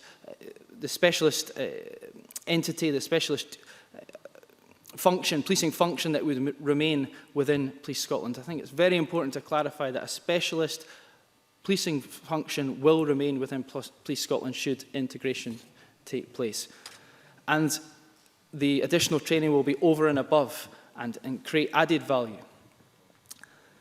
In terms of abstraction, we in the committee had some concerns at the beginning and took evidence around the possibility that abstraction may occur. And that was articulated in the recommendation 95 of the report. And I was reassured by the Scottish Government's response that Police Scotland has given the committee clear assurances that railway police officers would not be abstracted to other duties, except for with the obvious exception of a crisis situation.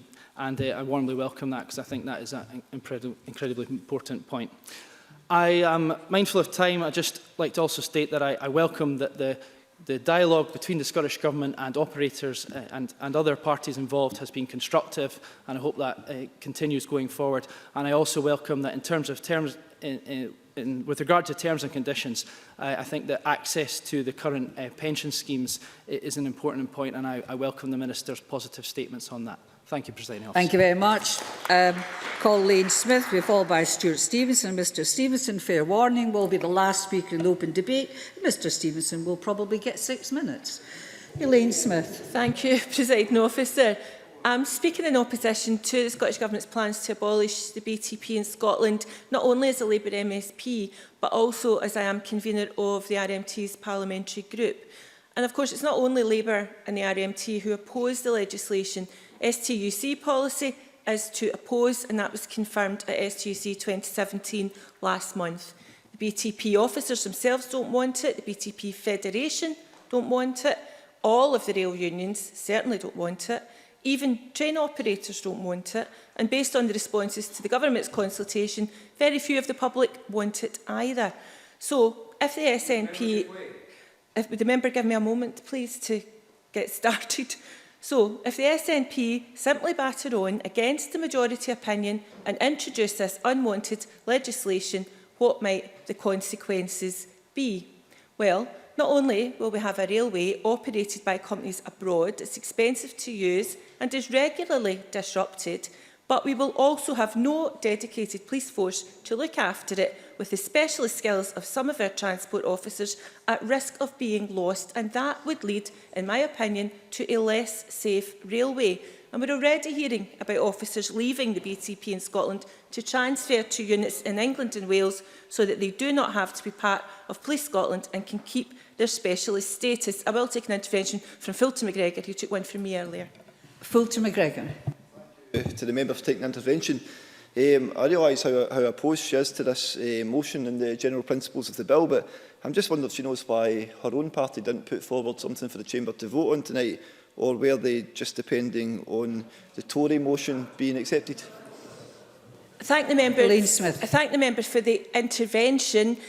Our party is against this proposal, as are the unions, as are the other bodies that I have outlined, and that's the side that we are on this evening. So that is the way we will be voting against the legislation this evening.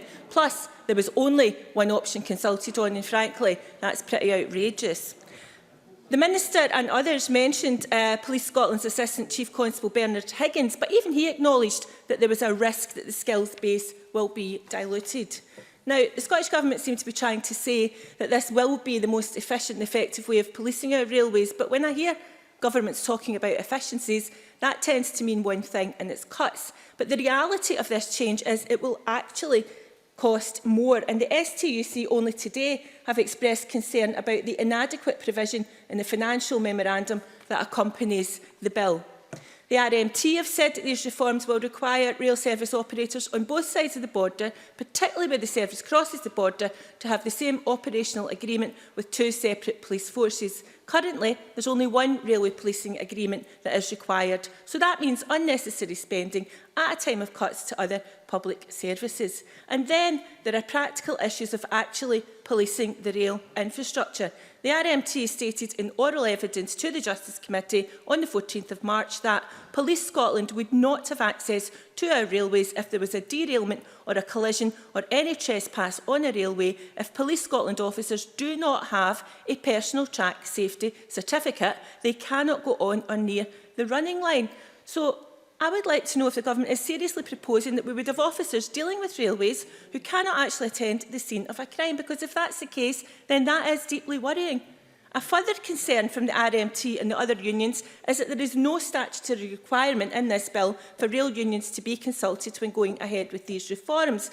Now, I have to say, that's the kind of approach to trade unions we might expect from a Tory administration. However, perhaps it shows that it's easy for the SNP to make promises about working in partnership with unions, but then to ignore them when it comes to the reality of actually involving them. I hope that they will think again about that. Overall, there's no actual criticism of the work of the British Transport Police's D Division, so why make this dramatic change? I'm afraid I really don't have any time left, I'm sorry. If it's simply because we can, then that logic doesn't serve the safety of those who travel on our railways very well. In fact, the Scottish Government's own policy memorandum states BTP officers in Scotland and in England have a strong track record of joint working on cross-border routes and in tackling crimes affecting the railway network on both sides of the border. So that sounds to me like a ringing endorsement. I think overall a lot of people will be confused as to why this move is even being considered. When the Smith Commission devolved responsibility for the British Transport Police, it did not suggest that it be dismantled. There were other, in my opinion, far more sensible and less costly options, and I think it's unacceptable that the Scottish Government did not at least consult on them. Presiding Officer, the RMT have said in a press release today the safety and security of rail workers and passengers will be put at greater risk if MSPs do not oppose the Scottish Government's legislative plans to abolish the British Transport Police, and they ask that MSPs put aside ideology and party loyalty and oppose the Scottish Government's proposals. And indeed, the STUC also say in a letter today, we call on MSPs to reject the Stage 1 report and to refer the matter back to the Scottish Government to allow for consideration of a far wider range of options. It's quite clear to me that this service could be provided by the British Transport Police with the oversight of the Scottish Government, and that is exactly what should happen. The majority of respondents to the bill, the police themselves, the trade unions and some of the operating companies oppose it, and I believe that Parliament should vote against it tonight. Thank you. Thank you very much, Ms Smith. I call Stuart Stevenson, and then we move to closing speeches. I'm obliged, Presiding Officer. Before starting the main part of my speech, let me just pick up a couple of things that have been said. Strange that Liam Kerr, in talking about nuclear trains, seems to have been unaware of the nuclear police role in that, rather than BTP. And in relation to Oliver Mundell, and this is a more important and substantial point, he said there's one rail network in the UK. He's wrong. There are two. The GB network is the one that's policed by BTP. The Irish network in Northern Ireland, it's part of the police service of Northern Ireland's responsibilities to police the railways in Northern Ireland, which they do jointly in the island of Ireland with the Garda Síochána, which is a perfectly satisfactory arrangement where the safety arrangements and achievements in Ireland appear to be quite similar to those that are in the UK. Now, let's just have a wee word or two about what the BTP is. Now, its origins are very ancient. The first railway police were formed in 1826, 3 years before the Metropolitan Police. There have been many reforms in the nearly 200 years since the first railway police were established. This is one in a long line of reforms and changes. What are the BTP about? They're about a physical presence that is seen by passengers, seen by staff on the rail network. And that is probably the most important thing. But one of the key things to remember is hardly any of the public know they aren't Police Scotland. They're just police to the members of the public.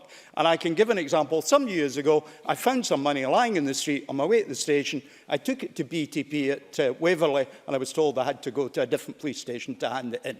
Well, that's just a little example from about 10 years ago, not necessarily current. Now, the BTP also, of course, like all police, have to deal with offending.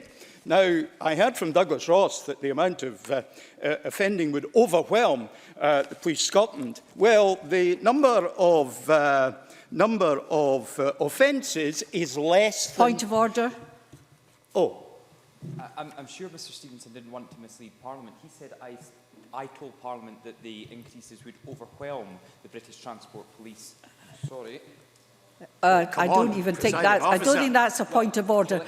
Just sit down just now, and I'll let Mr. Stevenson make clear what he wants to say. Well, I'm happy to acknowledge the substantive point he makes, if that's correct, because I'm sure he would not mislead me. But I will say to him that the number of offences dealt with BTP are less than 10 per day. I'm sure that will overwhelm the resources of Police Scotland. And the number of recorded crimes is 5.5 per day. That's going to overwhelm the systems in Police Scotland.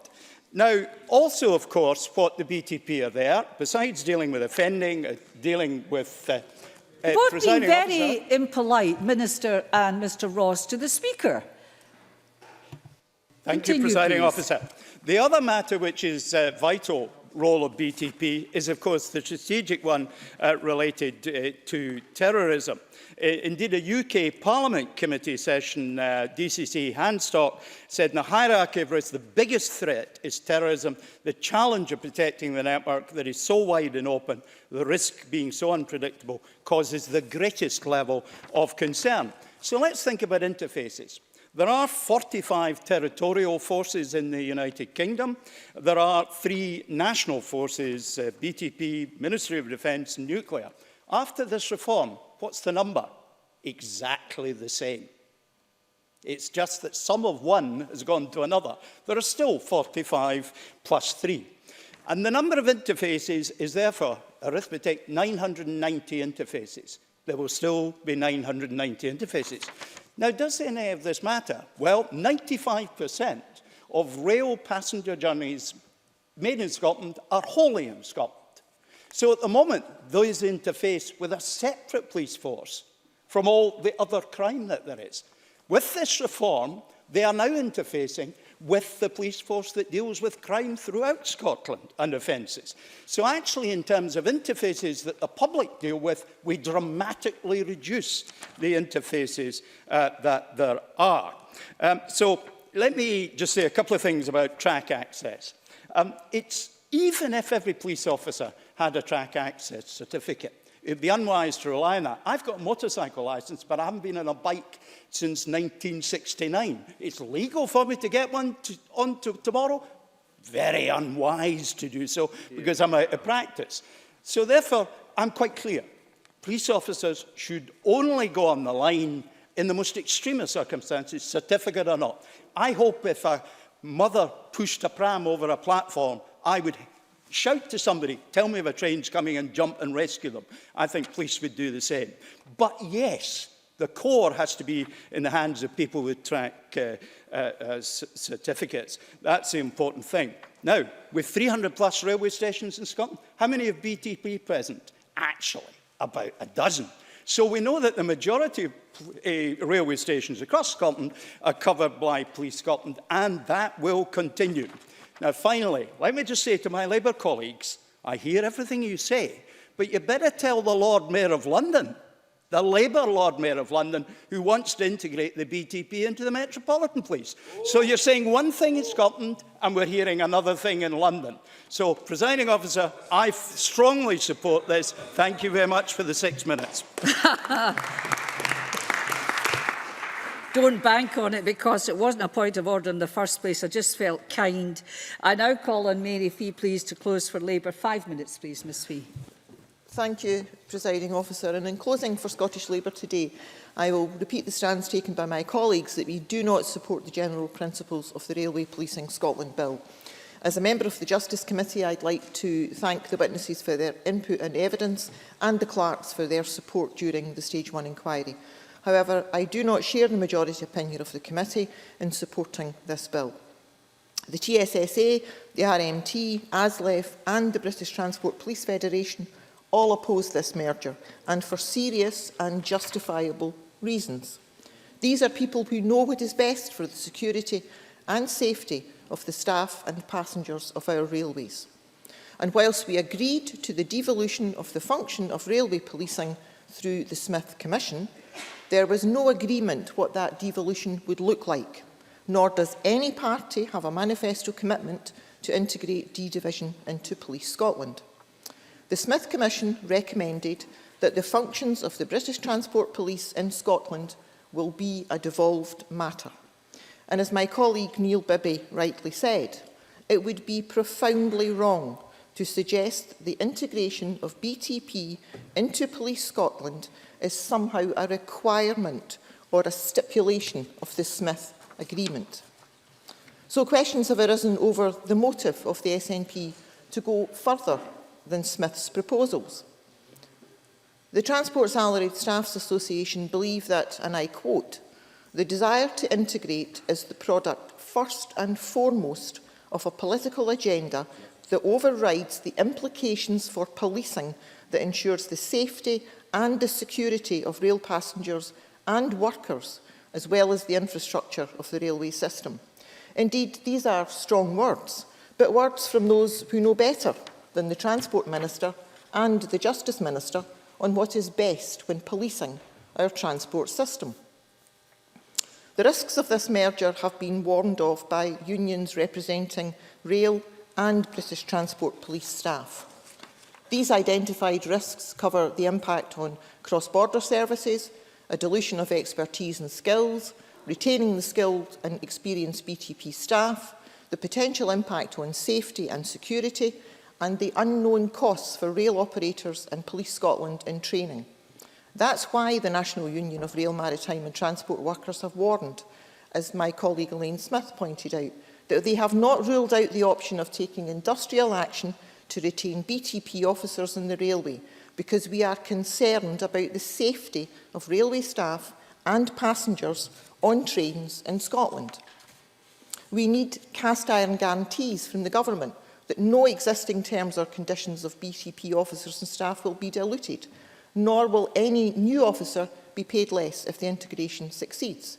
And I accept that guarantees have been given around the triple lock, but that has not satisfied the staff associations, and much more needs to be done. And, Presiding Officer, I share the committee's apprehension with the financial memorandum that accompanies the bill. The government, in their unnecessary desire to break up BTP, have not done their homework in costing. For example, on training costs, Assistant Chief Constable Higgins said that Police Scotland would provide railway policing training for all officers. This led Nigel Goddard of the BTP Federation and Chief Superintendent McBride of the BTP Superintendent's Branch to join the RMT and Virgin Trains in questioning the reality of the costs behind such a training scheme. The Transport Minister doesn't know the costs. The rail operators don't know the costs. The unions don't know the costs. Even Police Scotland don't know the costs. And, Presiding Officer, no further forward on cost, no support from the workforce, no confidence that the government are prepared to deal with the risks arising from the merger. There is no case for this bill, and it should be scrapped. If the BTP isn't broke, why fix it?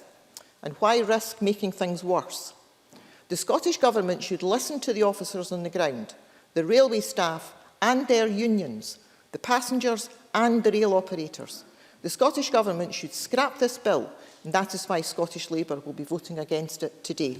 Thank you. Thank you very much. I call Gord Lyndhurst to close the Conservatives. 5 minutes, please. Deputy Presiding Officer, today's debate has allowed us to reflect on the evidence that was given to the Justice Committee during Stage 1 consideration of this bill. And I'd like to echo the thanks made to those who provided evidence to that committee.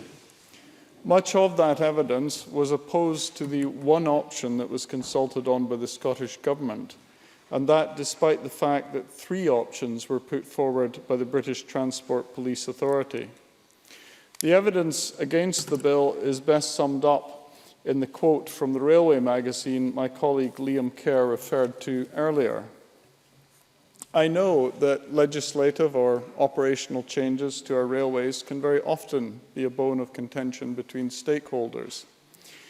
The UK has a proud history in rail transportation, and this may sometimes lead to entrenched views clashing. But the Railway magazine said of opposition to the Railway Policing Scotland Bill, and I quote, "It is rare to find a topic that the unions, rail industry and stakeholders all agree upon." That quote is very telling as to just how ill thought out this process has been.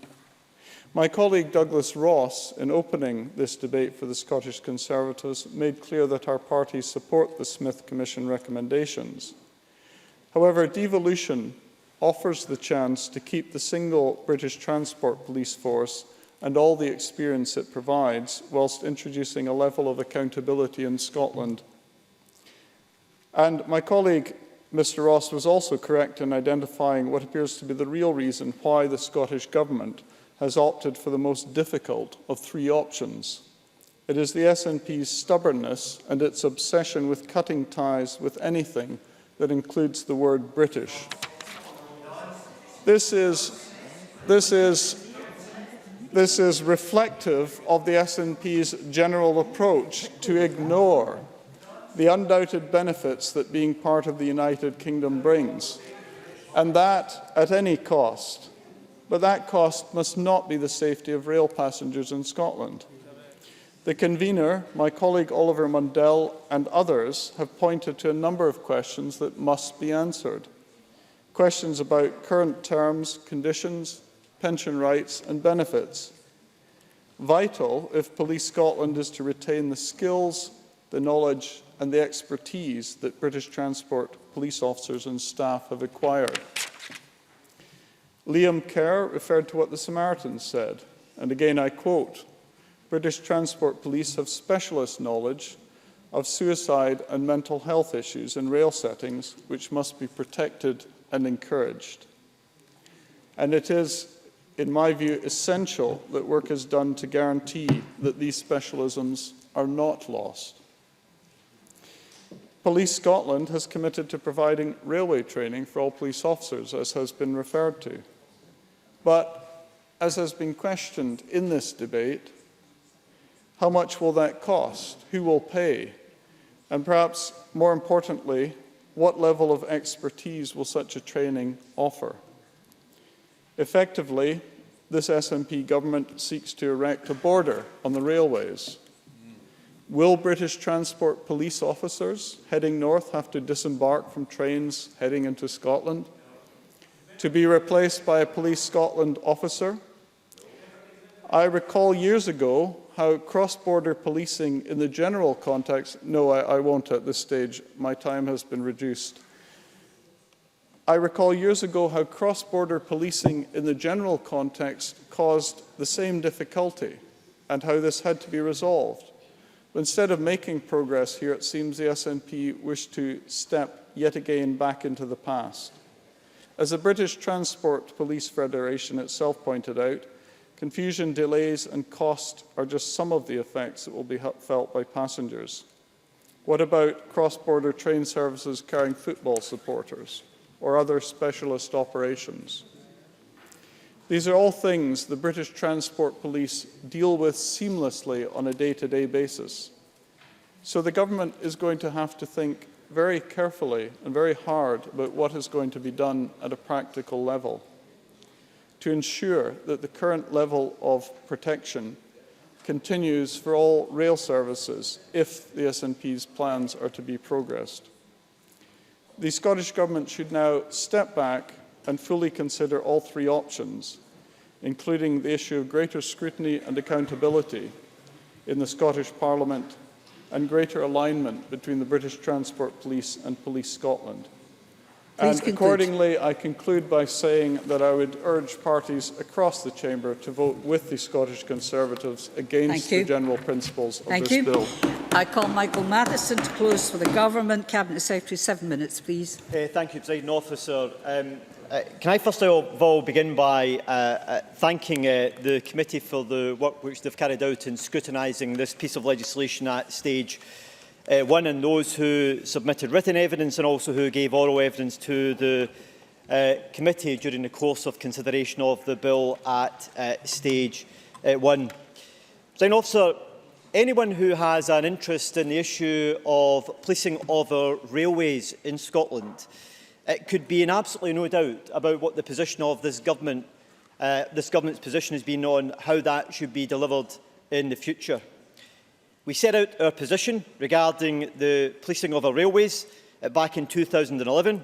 We restated that in 2013, and we restated that again in 2014, that railway policing should be a devolved matter and that it should be integrated into policing here in Scotland, and in particular, with a national force in the form of Police Scotland, it should be integrated into Police Scotland. That's the proposal we put forward to the Smith Commission. It's a position which was agreed in that it should become a devolved responsibility. I accept that there are differing views around what model should be taken forward, but the reality is that it was agreed that railway policing should become a devolved responsibility. And in doing that, we are then responsible for putting in place a model for the delivery in providing accountability and scrutiny of how that can be delivered. Now, those in the debate, Claire Baker, Oliver Mundell, have accused us of railroading through this legislation, that we are rushing this bill through Parliament. It's difficult to believe that we are railroading through, pardon the pun, that we are rushing through this bill through Parliament when we are a minority government that requires the support of other parties in order to take forward the legislation. And given that we have actually stated this position for almost 6 years now, it beggars belief that people would actually think this is something that we've just simply come up with and we're now choosing to rush through Parliament. The reality is, in making the decision that it should become a devolved responsibility, we need to create a form of accountability and scrutiny of how railway policing will be delivered in the future. Now, a number of members have made reference to the various models which are available. Some have made reference to the fact that there are 3 models. In my view, there are 4 models. One model could be that we have the administrative devolution, which wouldn't give us the accountability we need around how policing will be delivered. Give me a moment first. Then we could have statutory devolution of railway policing. Again, it wouldn't give us that accountability and that scrutiny of how railway policing is delivered, because it would still be the responsibility of the Secretary of State for Transport, which is based in the UK Government. We could have integration in the model which we are proposing to take forward, or you could have a model which is a separate standalone police force in Scotland, which delivers railway policing and all of the structure that then goes with that. There are 4 models. The reality is, if you wish to deliver accountability and scrutiny, there is only one model which can deliver that effectively, and that's the integration of British Transport Police into Police Scotland. I'll give way to Oliver Mundell. Oliver Mundell. If the Cabinet Secretary wants accountability and scrutiny to be at the heart of this process, then why not put all of those options on the table to hear what the organisations and stakeholders have to say? Cabinet Secretary. The reality is, Mr Mundell, unlike your party who weren't even able to respond to the consultation exercise with a proposal on what the alternative model would be, we've been very clear about what that model should have been for the last 6 years, and that's why we're now taking it forward in this legislation.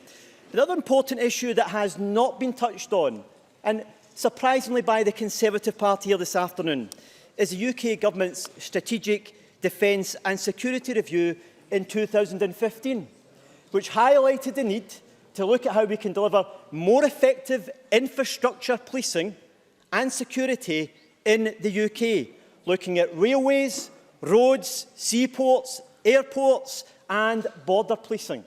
Looking how we can integrate that so that it can deliver it much more effectively and deliver greater scrutiny and greater accountability, while at the same time also delivering greater efficiency. In Scotland, road, seaport, airport and border policing are all delivered by Police Scotland at the present moment. The only area that it is not responsible for is railway policing.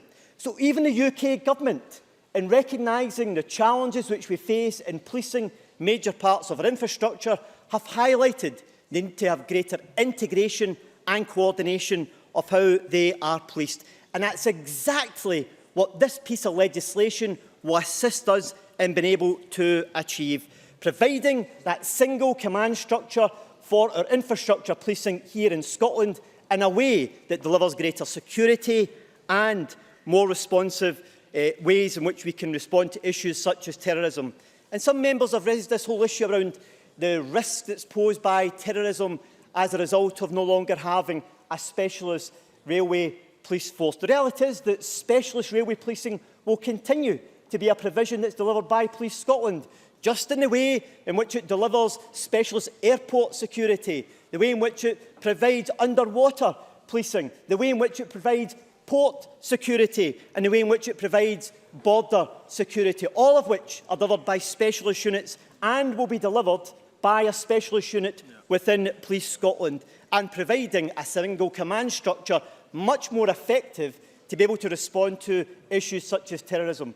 The reality is, should, and God forbid there ever be, a significant terrorist event on our railways here in Scotland, it would be Police Scotland that would have to respond to that with the national resource in order to be able to deal with it effectively, because BTP in Scotland simply don't have the specialism or the capacity here in Scotland to be able to deal with this. Presiding Officer, in drawing my remarks to a close, I can assure members that by integrating British Transport Police into Police Scotland, we will deliver greater accountability and greater scrutiny of how policing is delivered in a major part of our infrastructure here in Scotland. And over the coming weeks and months, as we progress this piece of legislation, I can assure members, both myself and the Minister for Transport, will engage constructively with all parties who have an interest in how we can make sure that we deliver the intent of this bill effectively in order to provide proper, secure policing on our railways in Scotland.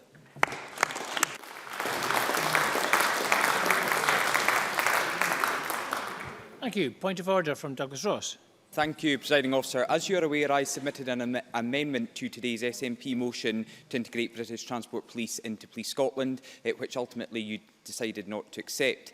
Can I seek clarification about Scottish Parliament guidance on reasoned amendments at stage 1? This guidance indicates that it is possible to lodge amendments which do not agree with the general principles of a bill, but that the presiding officer will select them only if they are worded so they cast no doubt on the status of the bill if the amended motion is agreed to. This guidance appears ambiguous, so I would ask what steps will be taken to ensure that ambiguity is removed in the future. Thank you very much, Mr Ross, particularly for giving me advance notice of this point of order. And this is the matter, in fact, that I raised at the Business Bureau this morning. I'm happy to share the point I was making with all members. The member is correct that the guidance on motions indicates that it is possible to lodge reasoned amendments to stage 1 motions that seek to give reasons for not supporting a bill. However, having reflected on this matter, I have taken the view that reasoned amendments of the type the member lodged have the potential to cast some doubt over the Parliament's decisions on these matters at stage 1. And I've also decided that guidance will be updated accordingly over the summer recess to make that clearer. In every event, this is guidance, and decision on selection of amendments is for the presiding officer, but I wanted to make it clear what my decisions will be from now until the guidance is updated. And I don't know if it's some consolation to the member, but I would note that the point he made in his amendment, he was able to make in the debate. Also, admissible amendments are all printed in the Business Bulletin. They're published daily, and it doesn't stop him objecting to the bill at stage 1 tonight. At decision time, to which we'll shortly come, before we do that, I want to take the next item of business, which is consideration of Business Motion 5507 in the name of Joe Fitzpatrick, on behalf of the Parliamentary Bureau, setting out a revised business programme for Thursday. I would ask any member who wishes to speak against the motion to press their request to speak button now. I call on Joe Fitzpatrick to move motion 5507. Formally moved. And no member has asked to speak against the motion. The question is that motion 5507 be agreed. Are we all agreed? We are all agreed. And there is one question to be put as a result of today's business. The question is that motion 5423 in the name of Hamza Youssef on the Railway Policing Scotland Bill at stage 1 be agreed. Are we all agreed? Yes. We're not agreed. We'll move to a vote and members may cast their votes now.